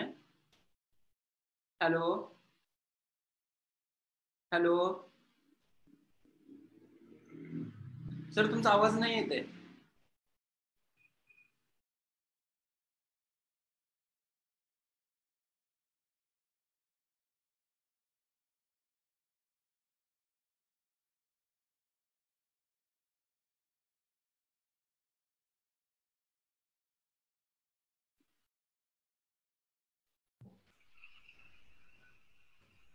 कृष्णा एकदा मी फोन करून चेक करतो. तू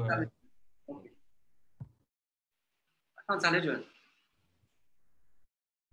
सर आले वाटतं परत. हो अनम्यूट कर त्यांना. हा माझा आवाज आपल्यापर्यंत येतोय का? हो मॉडरेटर येतोय सर, आवाज येतोय. येतोय. हा तर मी आता खरे संपवणार आहे आणि आपले प्रश्न कोणाचे काय असतील तर ते घेणार आहे.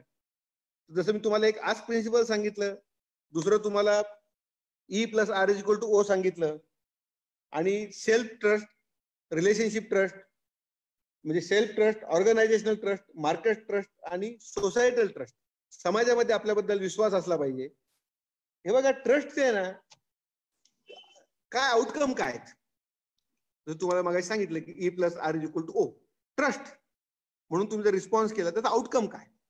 Wien trust level goes up, विश्वासार्हता जेव्हा वाढत जाते ना त्यावेळेला काय होतं, स्पीड पण तुमचा वाढत जातो आणि कॉस्ट कमी होते. एकाच फोनमध्ये काम होतं. आणि ज्या वेळेला तुमच्याबद्दलची ट्रस्ट लेवल समाजात कमी होते किंवा नसते त्यावेळेला काय होतं, स्पीड पण कमी होतो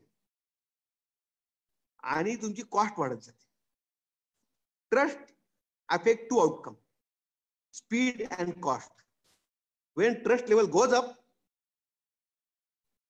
speed goes up and cost goes down, and when trust level goes down, speed also go down and cost will go up. मला एवढं सांगायचं होतं, एकमेकांवर विश्वास ठेवा, शेतकरी समाज म्हणून एकत्र या आणि एक नाही एकात आणि बाप नाही लेखात हे जे काही पूर्वीची म्हणे मोडून काढा. एवढं मला आपल्या सर्वांना सांगायचं आहे. मी आपल्याला 2 मेसेज देणार आहे. अर्थात ते मी माझ्या एका MBA कॉलेजच्या लेक्चरसाठी किंवा एक आणखी एका कंपनीच्या जेव्हा मी भाषण द्यायला वेगवेगळ्या ठिकाणी जातो त्यासाठी ते मेसेज मी लिहून ठेवलेले आहेत आणि ते मेसेज मी तुम्हाला देणार आहे. Feeling good is an element of success. तुम्ही आनंदी असणं फार गरजेचं आहे. जर तुम्ही आनंदी असाल तर तुम्ही सक्सेसफुल होणार, पण तुम्ही जर आनंदी नसाल तर तुम्ही यशस्वी व्हाल असं नाही आहे. त्यासाठी तुम्ही आनंदी असलं पाहिजे. म्हणजे तुमचं वातावरण, तुमच्या आजूबाजूला जोडणारी माणसं ही सगळी एनर्जेटिक असली पाहिजे, तुमच्यात एनर्जी असली पाहिजे. दुसरा मेसेज मी तुम्हाला देणार आहे, everything can be copied except one thing. सर्व काही गोष्टी आपण एकमेकांकडनं काय करतो, कॉपी करू शकतो, परंतु एक गोष्टीची कॉपी करू शकत नाही आणि ती काय, दॅट इज एन्थुझियाझम इन यू. हा तुम्हाला तुमच्या आतून यायला लागतो आणि ज्या वेळेला तुम्ही तुमचा एन्थुझियाझम तुमच्या आतून येतो त्यावेळेला तुम्ही अर्ध यश तुम्हाला मिळालेलं असतं. मित्रांनो, आज आपण सर्वांशी संवाद साधला. खरं तर 1 तास बोलायचं होतं, बोलता बोलता 1.5 तास कधी झाला हे मलाच कळलं नाही आणि मला आपल्याशी संवाद साधण्यात खूप मजा आली. यापुढेही आपण वेगवेगळ्या विषयांवरती बोलत राहू. आणि ॲग्रोजेने आज जो काही तुमच्या आणि माझ्यामधला, म्हणजे खरं तर माझाच तुमच्याशी बोलू दिलंय, परंतु तुमच्या आणि माझं इंटरॅक्टिव्ह टाईपचं एक सेशन व्हावं आणि काय कोणाचे प्रश्न असतील ते त्यांनी मॉडरेट करून मला विचारावेत, जेणेकरून मी त्याच्यावरती काय उत्तर देईल. तुमच्या मनामध्ये काय काय शंका असतील त्याचं मी निरसन आता करू इच्छितो. आपण सुरुवात करावी. मॉडरेटरला मी विनंती करतो की आपण काय असतील तर प्रश्न घ्यावे. धन्यवाद. मी आता बोलून थांबवतो. पाचोरकर सरांना मी विनंती करेल की पाचोरकर सरांनी काही प्रातिनिधिक स्वरूपातले प्रश्न घ्यावेत, ज्या प्रश्नाला मी उत्तर देईल. सर, मला असं वाटतं काहींनी हा विचारलं, तुमच्या जी ब्रॉयलरची जी ऑर्गनायझेशन आहे तिचं नाव त्यांनी विचारलेलं आहे. Poultry farmers and breeders welfare association Maharashtra. त्याचबरोबर पोल्ट्री इंडिया नावाची एक आमची संस्था आहे की जिच्यामध्ये महाराष्ट्रातल्या 256 असोसिएशन ची एक कोर बॉडी आहे.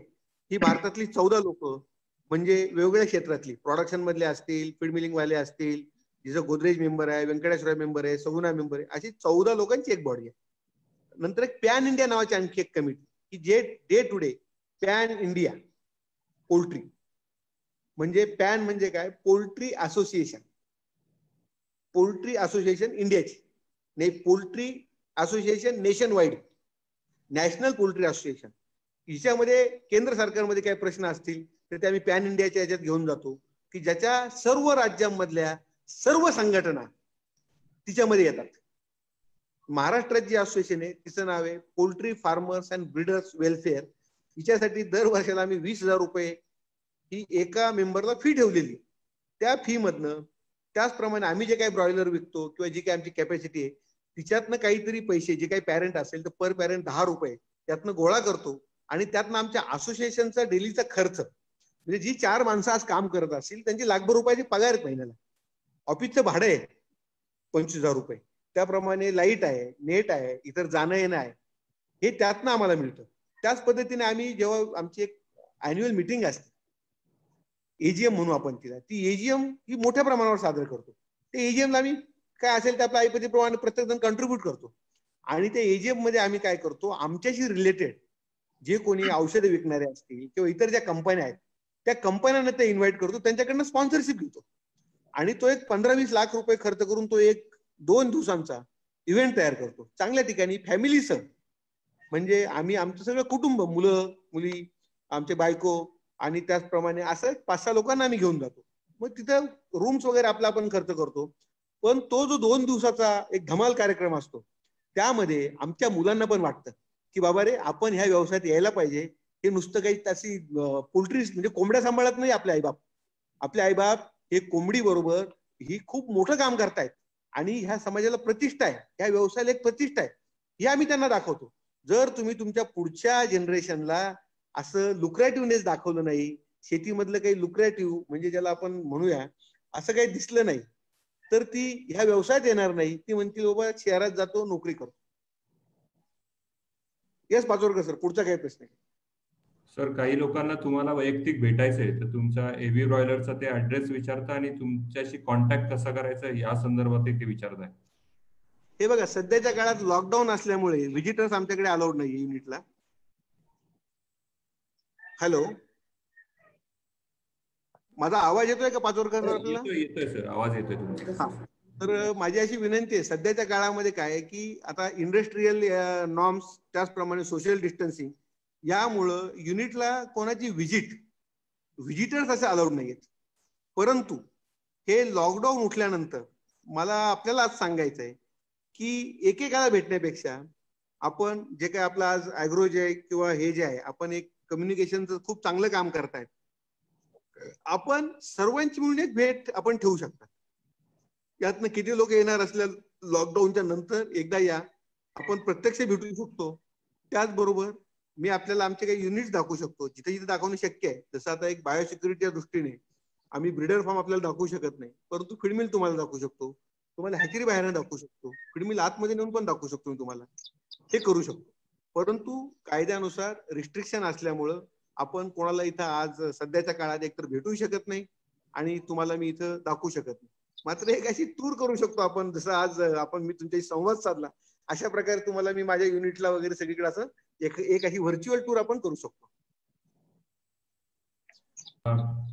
सर, तुम्ही डिमांड आणि सप्लाय याबद्दल बोललात, तर बऱ्याच लोकांना या पोल्ट्री सेक्टरमध्ये येण्यासाठी ते उत्सुक आहे. तर या पोल्ट्री इंडस्ट्रीचं फ्युचर काय असेल आणि खरंच डिमांड हे वाढत राहील का, हा काही लोकांना प्रश्न आहे. त्याबद्दल थोडंसं मी मगाशी बोललो की ज्या व्यवसायामध्ये बघा मी जेव्हा सुरू केलं 20 वर्षापूर्वी, त्यावेळेला 685 ग्रॅम पर कॅपिटा कन्झम्पशन होतं आणि आपली 100 कोटीची लोकसंख्या होती. 100 कोटी गुणिले 0.6 एवढे किलो त्यावेळेचं कन्झम्पशन होतं. आज 20 वर्षानंतर 4 किलो 200 ग्रॅम इतकं एक माणूस चिकन खातो भारतामध्ये आणि लोकसंख्या 134 कोटी झालेली. म्हणजे इंडस्ट्री वाढली आहे ना, इंडस्ट्री वाढली आहे. ज्या वेळेला एखादा व्यवसाय वाढत असतो त्यावेळेला त्या व्यवसायात असलेली लोकही वाढत जातात. आम्ही का वाढलो, एबी ब्रॉयलर का वाढलं, कारण व्यवसाय वाढत गेला ना साहेब. एखाद्या नवीन धंद्याला इंडस्ट्री जुनी नाही, 100 वर्षापूर्वी आलेली इंडस्ट्री आहे. त्याचप्रमाणे भारतामध्ये इंडस्ट्री 40 वर्ष जुनी आहे, त्यातले 20 वर्ष आम्ही त्या इंडस्ट्रीत आहोत. अजून 20 वर्षांनी तुम्ही येण्यापेक्षा आजच जर आला तर 20 वर्षात तुम्ही एक माइलस्टोन गाठलेला असेल. जितकं लवकर येता येईल या व्यवसायात तितकं लवकर आपण या व्यवसाय सुरू करा. डिमांड वाढते ना, खाणारी तोंड वाढतायत. पूर्वी काही लोक अर्धपोटी होती, आता ती 2 वेळा खायला लागली, सर्वांना रोजगार मिळायला लागला. पूर्वी गावामध्ये एखादी मोटरसायकल असायची, आता गावामध्ये 100 मोटरसायकल आहेत आणि गावामध्ये 25 फोर व्हीलर आहेत. गावामध्ये एखादा ट्रॅक्टर असायचा लहानपणी, आता गावामध्ये 50 ट्रॅक्टर असतील छोट्या छोट्या गावात सुद्धा. पूर्वी माझ्याकडे मी स्वतः सायकलवर फिरायचो. जेव्हा मी शेती करायला लागलो तो पहिले दिवस मी सायकलवर फिरलो. पण आता माझ्याकडे जी लोक काम करतात, पावरा समाजाची लोक आहेत, म्हणजे या एमपीच्या बॉर्डर आणि महाराष्ट्राच्या बॉर्डरवर राहणारी, तर त्यांच्याकडे माझ्याकडे मला वाटतं फार्मवरती 150 मोटरसायकल आहेत. प्रत्येक खटल्याकडे प्रत्येक कुटुंबाकडे मोटरसायकल आहे. म्हणजे काय झालं, आर्थिक स्थैर्य प्रत्येकाचं उंचावलंय. आणि ज्या वेळेला एक लक्षात घ्या, जगभराचा डाटा आहे, ज्या वेळेला लेबर कष्टकरी श्रम करणारा माणूस याचं उत्पन्न जेव्हा वाढतं तेव्हा त्याचं उत्पन्न डिस्पोजेबल टाईपचं असतं. ते चिकन कन्झम्पशन वाढवतं, अन्नाचं कन्झम्पशन वाढवतं, फूड वाढतं आणि दारू आणि चिकन ह्या दोन गोष्टींचं कन्झम्पशन वाढतं. हा जगभरातला डाटा आहे. तेव्हा ज्यांचं उत्पन्न वाढलं तर चिकनचं कन्झम्पशन वाढत राहणार आहे आणि चिकनचं कन्झम्पशन वाढत राहिलं तर आमचा व्यवसाय वाढत राहणार आहे. त्याच्यामुळे अशा व्यवसायात आपण या. मी सर्वांचं तुमचं स्वागत करतो या व्यवसायात. तुम्हाला जी पण काही अडचण असेल, तुम्हाला जे काही मार्गदर्शन पाहिजे असेल, हे करण्यासाठी मी स्वतः बांधील आहे. हा शब्द आज तुम्हाला मी सर्वांसमोर देतो. परंतु जर आपली मानसिकता रडकी असेल आणि या व्यवसायातला तोटा जर आपल्याला फक्त तोटा रिस्क घ्यायची नाही अशी मानसिकता असेल तर आपण व्यवसाय करण्यासाठी आपला जन्म झालेला नसून आपल्याला कोणाची तरी नोकरी गुलामी करण्यासाठी आपला जन्म झालेला आहे असं आपण स्वतःला ठरवा आणि आत्मविश्वास आणायचा प्रयत्न करा. जर तुमच्यात आत्मविश्वास असेल व्यवसाय करायचा तर आपण मला भेटा. आपल्याला त्या गोष्टीच्या त्या धंद्यातल्या निगेटिव्ह गोष्टी सगळ्या समजत त्या डोळ्यासमोर ठेवून जर करायचं असेल तर मला आपण भेटून आपला माझा वेळ पण वाया घालू. धन्यवाद. पाचोरकर सर. याच्यामध्ये एक गव्हर्नमेंटचा काही सपोर्ट मिळतो का पोल्ट्री इंडस्ट्रीजला, त्याबद्दल काही लोकांचा प्रश्न आहे. गव्हर्नमेंटचा सपोर्ट मिळत नाही म्हणूनच पोल्ट्री इंडस्ट्री साहेब मोठी होते. ज्या ज्या ठिकाणी गव्हर्नमेंटने इंटरफेअर केलं ना त्या त्या ठिकाणी त्या धंद्याची वाट लावून टाकली. गव्हर्नमेंटने सुरू केलेले स्वतःचे व्यवसाय आज नीट चालत नाही आणि गव्हर्नमेंट काय सपोर्ट करणार. शेळी पालनासाठी गव्हर्नमेंट सपोर्ट करतं. त्याचप्रमाणे गव्हर्नमेंट आता त्या काही गावठी कोंबड्या 10-20 देण्याचं एक काम करते. 40 कोंबड्या आणि असं काहीतरी त्या वाटते. त्यातनं किती उद्योजक तयार झाले ते मला माहित नाही. जिथं जिथं सरकारी अधिकारी आणि सरकारी पॉलिसी आल्या तिथं ते सांगतील त्याप्रमाणे व्यवसाय करायला लागतो. आणि हे कोण सांगतं? हे नोकर लोक सांगतात. त्यांची मानसिकता नोकरी करण्याची आहे. ती लोक व्यवसाय कसा करायचा हे आपल्याला शिकवू शकत नाही. तेव्हा त्यांच्या मार्गाने जायचं असेल तर आपणही त्या नोकरांची एक सुधारित आवृत्ती होतो. कारण नोकरी करणाऱ्या माणसाला इनोव्हेशन आणि क्रिएटिव्हिटी या दोन्हींचा काही संबंध नसतो. त्याला दररोज सकाळी वेळेवर जायचंय आणि परत यायचंय आणि नोकरी कशी टिकून राहील आणि काम कमीत कमी कशी करायची आणि आजचं काम उद्यावर कसं ढकलायचं यात ते वाकबगार असतात. परंतु धंदा कसा करायचा याबद्दल मला वाटतं त्यांच्याकडनं फार काही शिकण्यासारखं नसतं. तेव्हा सरकारी सपोर्ट असा ह्या धंद्याला काही नाहीये आणि सरकारी सपोर्ट नसल्यामुळंच आजच्या घडीला व्यवसाय वाढला. पूर्वीच्या काळी ह्या व्यवसायाला सरकारी सपोर्ट होता, अनुदान होतं. आज कर्नाटकात तेलंगणाचे शासन जे आहे ते गव्हर्नमेंटला त्या व्यवसायाला सपोर्ट कशा मार्गाने करतायत. जी काही अंडी उत्पादत होतात ती अंडी मिड डे मील मध्ये शाळेतल्या मुलांना देतात. आज आपल्या शासनाकडे आपण जाऊ शकतो आणि सांगू शकतो की साहेब तुम्ही अंडे द्या ना मिड डे मील मध्ये. आम्ही गेलो होतो आता यांच्याकडे animal husbandry minister Sunil Kedar साहेब, अतिशय धाडसी माणूस, सुभाष देसाई साहेब, त्यांच्याकडे पण आम्ही गेलो होतो. त्याचबरोबर उपमुख्यमंत्र्यांकडे गेलो. ह्या लॉकडाऊनच्या काळात त्यांनी कुठल्याही प्रकारे हा व्यवसाय अडचणीत येईल अशा प्रकारचे आदेश काढण्यापासून कलेक्टर लोकांना थांबवलं. काही कलेक्टरने मुवमेंट बंद केली होती कोंबड्यांची. ते म्हटले नाही, अत्यावश्यक सेवा आहे, दूध असेल, भाजीपाला असेल, कृषी उत्पादनामध्येच तुम्ही मोडतात तेव्हा तुम्ही अत्यावश्यक सेवेत आहात. तुमचं कुठल्याही प्रकारे, नाही तर आमच्या फॅक्टऱ्या बंद करून टाकल्या असत्या. काही ठिकाणी कलेक्टर लोकांनी नोटीस दिल्या होत्या की आपला व्यवसाय बंद करावा, लॉकडाऊन करावं, फक्त 10% लोक ठेवावं. अहो ते खाद्य कोंबडीला द्यायचंय तर 10% लोक कसं काय प्रोड्यूस करणार ते. ही लोक नियम पुढे करून तुम्हाला आम्हाला थांबवायचा प्रयत्न करत असतात. तर जे काही सोशल डिस्टन्सिंग असेल ते पाळून आम्ही हा व्यवसाय चालू ठेवला. परंतु आजच्या घडीला कुठल्याही प्रकारे शासनाचं सहकार्य नाही आणि त्यांच्या जे स्कीम आहेत त्या स्कीम तुम्हाला उद्योजक बनवू देणार नाही हे मी तुम्हाला खात्रीने सांगतो. 200 कोंबड्या, 50 कोंबड्या, त्यांचे स्वप्न छोटे असतात. त्यांच्या स्कीमी अशा असतात, तुम्हाला MSP दिली, आम्ही हे काम केलं हे जगाला दिसलं पाहिजे, ते पेपरला छापून आलं पाहिजे, यासाठी त्यांचा सगळा खटाटोप असतो. परंतु शासनाच्या स्कीमच्या मागे जर लागायचं असेल आपल्याला तर आपण व्यवसाय नाही करू शकत. आपण आपल्यामध्ये जी ताकद आहे ना ती ताकद वापरून आपल्यातलं नॉलेज, आपल्यातली मेहनत ही टाकून तुम्ही व्यवसायात पुढे. कुबड्या घेऊन येणार सुरुवातीच्या काळात ठीक आहे, पण आज तर द्यायला पण ज्यांच्याकडे आपण मागतोय आधार ना ते स्वतःच कुबड्यांवर आहेत. तुम्ही नैराश्य येणार. माझ्याकडे अशी बरेच मुलं येतात, अण्णाभाऊ साठे आर्थिक विकास महामंडळ, माझ्या गायकवाड नावाचा याचा मुलगा आहे, आडगाव, त्या मुलांनी 5 मुलांनी एकत्र येऊन अतिशय चांगला प्रोजेक्ट करायचा पोल्ट्रीचा, म्हणून ते माझ्याकडे आले. त्यांना मी बँकेत पाठवलं, बँकेने कर्ज मंजुरीपर्यंत गोष्ट आली, अग्रीमेंट झाले. म्हणजे माझ्यामध्ये 10,000 रुपये त्या लोकांनी कमीत कमी खर्च केले. प्रोजेक्ट रिपोर्ट, आर्किटेक्टचं हे ते बँकेत गेले, सगळं केलं, स्टॅम्प वेगवेगळे हे रजिस्ट्रेशन केली कंपनी. म्हणजे सगळं करून मला वाटतं त्यांचं आहे ना एक 25,000 ते खड्ड्यात गेले. आणि एवढं करून बँकेने सांगितलं नाही आता करोना आणि कोंबडी आम्ही नाही देत तुम्हाला.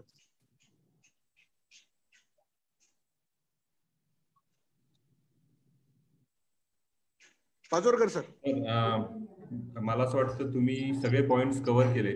जे आपलं नेहमी बोलणं होतं की मानसिकता फार महत्वाची, आणि ही मानसिकता व्यवसायामध्ये कशा पद्धतीने आपण ट्रस्ट असेल किंवा कोलॅबरेटिव्ह अप्रोच ठेवून संघटित होऊन कशा पद्धतीच्या प्रॅक्टिसेस करणं गरजेचं आहे हे तुम्ही सगळ्या इथे ॲग्रोजेच्या तसेच आमच्या MVP-च्या KBT कॉलेज ऑफ इंजिनिअरिंगच्या ED आणि स्टार्टअप सेलच्या मुलांपर्यंत ही माहिती तुम्ही पोहोचवली. कृष्णा, तुझ्याकडे काही क्वेश्चन असतील तर तू सरांना विचार, आणि मग आपण मला असं वाटतं पुढे कन्क्लुजनला आपण जाऊया. भूषण सरांचे 2-3 क्वेश्चन्स आहेत. भूषण सर. हो, नमस्कार. नमस्कार भूषण, कसा आहेस? मजेत सर. ऍक्च्युली खूप महत्वाचा विषय आज माननीय श्री कृष्णाजी गांगुर्डे साहेब म्हणजेच दादांनी आज सर्व तरुणांपुढे मांडलेला आहे. पोल्ट्री हा व्यवसाय खरं तर खूप महत्वाचा आहे, आणि त्याच्यात काय असतात ते दादांकडनं आज समजलेलं आहे. पोल्ट्री व्यवसाय पहिले फक्त अशिक्षित जे लोक होते किंवा अल्पभूधारक शेतकरी होते ते करायचे, आणि त्यामध्ये ज्या काही तांत्रिक चुका त्या दादांनी सांगितल्या आज की त्याचा अभ्यास न केल्यामुळे ते पोल्ट्री व्यवसाय डबघाईस गेले होते. परंतु आज जर परिस्थिती बघितली तर खूप आधुनिकता आलेली आहे या व्यवसायामध्ये, आणि याला जर तंत्रज्ञानाची जोड घेऊन गेल्या तर हा व्यवसाय अजून पुढे जाऊ शकतो. कारण डिमांड आणि सप्लाय मध्ये आज डिमांड जास्त आहे, सप्लाय कमी आहे या पोल्ट्री व्यवसायामध्ये देखील. तर अशा अनेक तरुणांनी, शेतकऱ्यांनी, मराठी उद्योजकांनी या व्यवसायामध्ये निश्चितच आलं पाहिजे. आणि या व्यवसाय जर समजा पुढे घेऊन जायचा असेल तर चिकाटी महत्वाची आहे. कारण आज दादांचं जे काही समजा भव्य मोठा पसारा दिसत असेल तर यामध्ये 20 वर्षाची मेहनत आहे. मी मागच्या 10 वर्षांपासून दादांना ओळखतो. मला 2-3 महिने त्यांच्यासोबत काम करायचा सुद्धा योग आलेला होता, त्यामुळे त्या जवळून सर्व गोष्टी अनुभवलेल्या आहेत. काम करत होते दोघे नवरा बायको, आपण काम करत होतो माझ्याकडे, आठवतं मला. अतिशय म्हणजे छान प्रोजेक्ट तिथं केलेला आहे, आणि या तांत्रिक माध्यमातून आपल्याला खरोखर खूप माहिती चांगली मिळालेली आहे. मित्रांनो, सर्व शेतकऱ्यांना विनंती आहे की आता जर समजा कुठला व्यवसाय करायचा असेल तर याच्यामध्ये ही स्वॉट अनालिसिस महत्वाची गोष्ट आहे. सरांनी सांगितलं की आपल्यामध्ये काय स्ट्रेंथ आहे, विकनेस काय असतील, किंवा आपल्यामध्ये ज्या काही अपॉर्च्युनिटी आहेत काय आहेत, या जर समजा व्यवसायासोबत जोडल्या तर खरोखर खूप चांगला महत्वाचा हा विषय ठरू शकणार आहे. आणि आपण काय करतो की एखाद्या फेल्युअर व्यक्तीला, जो व्यक्ती अपयशी झालेला आहे त्या व्यक्तीला विचारतो की हा व्यवसाय कसा आहे, तर तो निश्चितच त्याबद्दल चुकीची माहिती सांगणार आहे. त्यामुळे आपण जर समजा हा व्यवसाय करायचा असेल तर आपल्याला जे यशस्वी लोक आहेत त्यांच्यासोबत हा विषय घेतला गेला पाहिजे, यशस्वी लोकांसोबत राहिलं पाहिजे, आणि त्यांनाच आपण हा सल्ला विचारला पाहिजे. त्याच वेळेस आपण कुठतरी या व्यवसायामध्ये सक्सेस होऊ शकतो. शेती व्यवसायाचं जे काही पीक बघितलं आपण तर 4-6 महिन्यामध्ये एक पीक येतं, परंतु या पोल्ट्री व्यवसायामध्ये दर 2 महिन्याला हे पीक येतंय. दर 2 महिन्यांनी आपल्याला इन्कम चालू आहे, आणि हा एक मंथली सॅलरी बेसिस वरती आपला हा एक इन्कम आपल्याला जनरेट करता येऊ शकतोय. याच्यामध्ये शेतीसारखं खूप अवघड काम पण नाहीये. जसं बांध्यावरचा उद्योग आहेत त्याच पद्धतीने दादांचंही मोठं खूप काम आहे, आणि हा व्यवसाय देखील सावलीतला आहे. शेडमध्ये थांबून आपण पोल्ट्री व्यवसाय करून याच्यामध्ये एक चांगलं उत्पन्न घेऊ शकतोय. सर्वात महत्वाने दादांनी जी गोष्ट सांगितली, एक ब्रँड क्रिएट केला पाहिजे. आपण दुकानामध्ये जाऊन अनेक ब्रँड घेतो, परंतु आपला शेतमाल कधी ब्रँड करत नाही, त्याच्यावरती व्हॅल्यू ऍडिशन कधी करत नाही, प्रोसेस करत नाही, त्याच्यामुळे याची कधी ब्रँडिंग होत नाही. तर आपल्याला या सर्व गोष्टी करणं गरजेचं आहे. दादा, आम्ही अनेक शेतकरी उत्पादक कंपन्या देखील तयार करतोय, आणि शेतकरी उत्पादक कंपन्यांमध्ये आता मालेगाव आणि सटाण्यामधून देखील एक 4-5 शेतकरी उत्पादक कंपन्या आहेत की त्यांना सेल्फ फंड वरती हा प्रोजेक्ट राबवायचा आहे. तर निश्चितच त्यांना तुमच्या सोबत कनेक्टिव्हिटी करून देऊ आम्ही. कारण याच्यात जरी फंड गव्हर्नमेंटचा नसला तरी सेल्फ फंडने आपण हा बिझनेस चांगला ग्रो करू शकतो, आणि तुमच्या सारख्यांचं मार्गदर्शन लाभलं तर निश्चितच हा व्यवसाय आधुनिकतेकडे जाऊ शकतो, मोठ्या प्रमाणात त्याला वाव मिळणार आहे. दादा, एक सगळ्यात महत्वाची जे शोकांतिका आपण बघितली तर आपला मराठी माणूस मागे राहण्यामागे आपण सर्व पालक देखील जबाबदार आहोत. कारण आपली अपेक्षा फक्त मुलांकडनं नोकरीचीच आहे. आपला मुलगा कुठतरी चांगला शिक्षण झालं पाहिजे आणि त्याने कुठतरी नोकरी केली पाहिजे. नोकरी यासाठी केली पाहिजे की त्याचं लग्न झालं पाहिजे व्यवस्थित आणि म्हणजे आथरून पाहून पाय पसावे हे आपल्या घरोघरी म्हणी झालेले आहेत. सर्व आपला जो कसमादे भाग बघितला किंवा इकडचा नाशिक जिल्ह्याचा पूर्ण भाग बघितला तरी प्रत्येक आई वडिलांचं स्वप्न हेच आहे की मुलाने शिक्षण घ्यावं आणि नोकरी करावी. आता घरच्या 15-20 एकरच्या शेती आहेत, मुलगा उच्च शिक्षित आहे, कुठेतरी 5-10 लाख रुपये भरून दिलेले आहेत आणि एक 15-20 हजार रुपये सॅलरी घेत आहोत आपण. म्हणजे अशा शोकांतिका आहेत. इथंच आपल्याला एक हे जे काही तरुण मुलं आहेत, शेतकऱ्याची मुलं आहेत, त्यांनी या व्यवसायाकडे वळावं हेच या कार्यक्रमाप्रसंगी सर्वांना विनंती करतो. आणि दादांनी जे खूप छान मार्गदर्शन केलं, प्रश्न तर सर्वांचे कव्हर झालेले आहेत. तरीही कोणाला काही प्रश्न असतील तरी या ॲग्रोजेच्या माध्यमातून किंवा आपल्या या प्लॅटफॉर्मच्या माध्यमातून या ठिकाणी होत राहतील. मागच्या 3 महिन्यापासून या ॲग्रोजेच्या माध्यमातून विविध वक्ते, यशस्वी उद्योजक यांना आपण या ठिकाणी आमंत्रित करतो आणि मराठी तरुणांना, शेतकऱ्यांना या ठिकाणी अत्यंत महत्वाचं मार्गदर्शन करतो. या ठिकाणी एवढंच सांगायचं होतं आणि दादांचे या प्लॅटफॉर्मवरती आल्याबद्दल आणि मार्गदर्शन केल्याबद्दल खूप खूप धन्यवाद.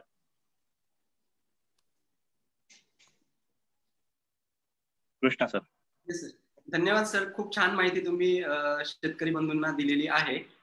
आजचा आपला विषय होता पोल्ट्री व्यवसायात नवीन उद्योजकांना संधी व कोरोना नंतरचा पोल्ट्री उद्योग.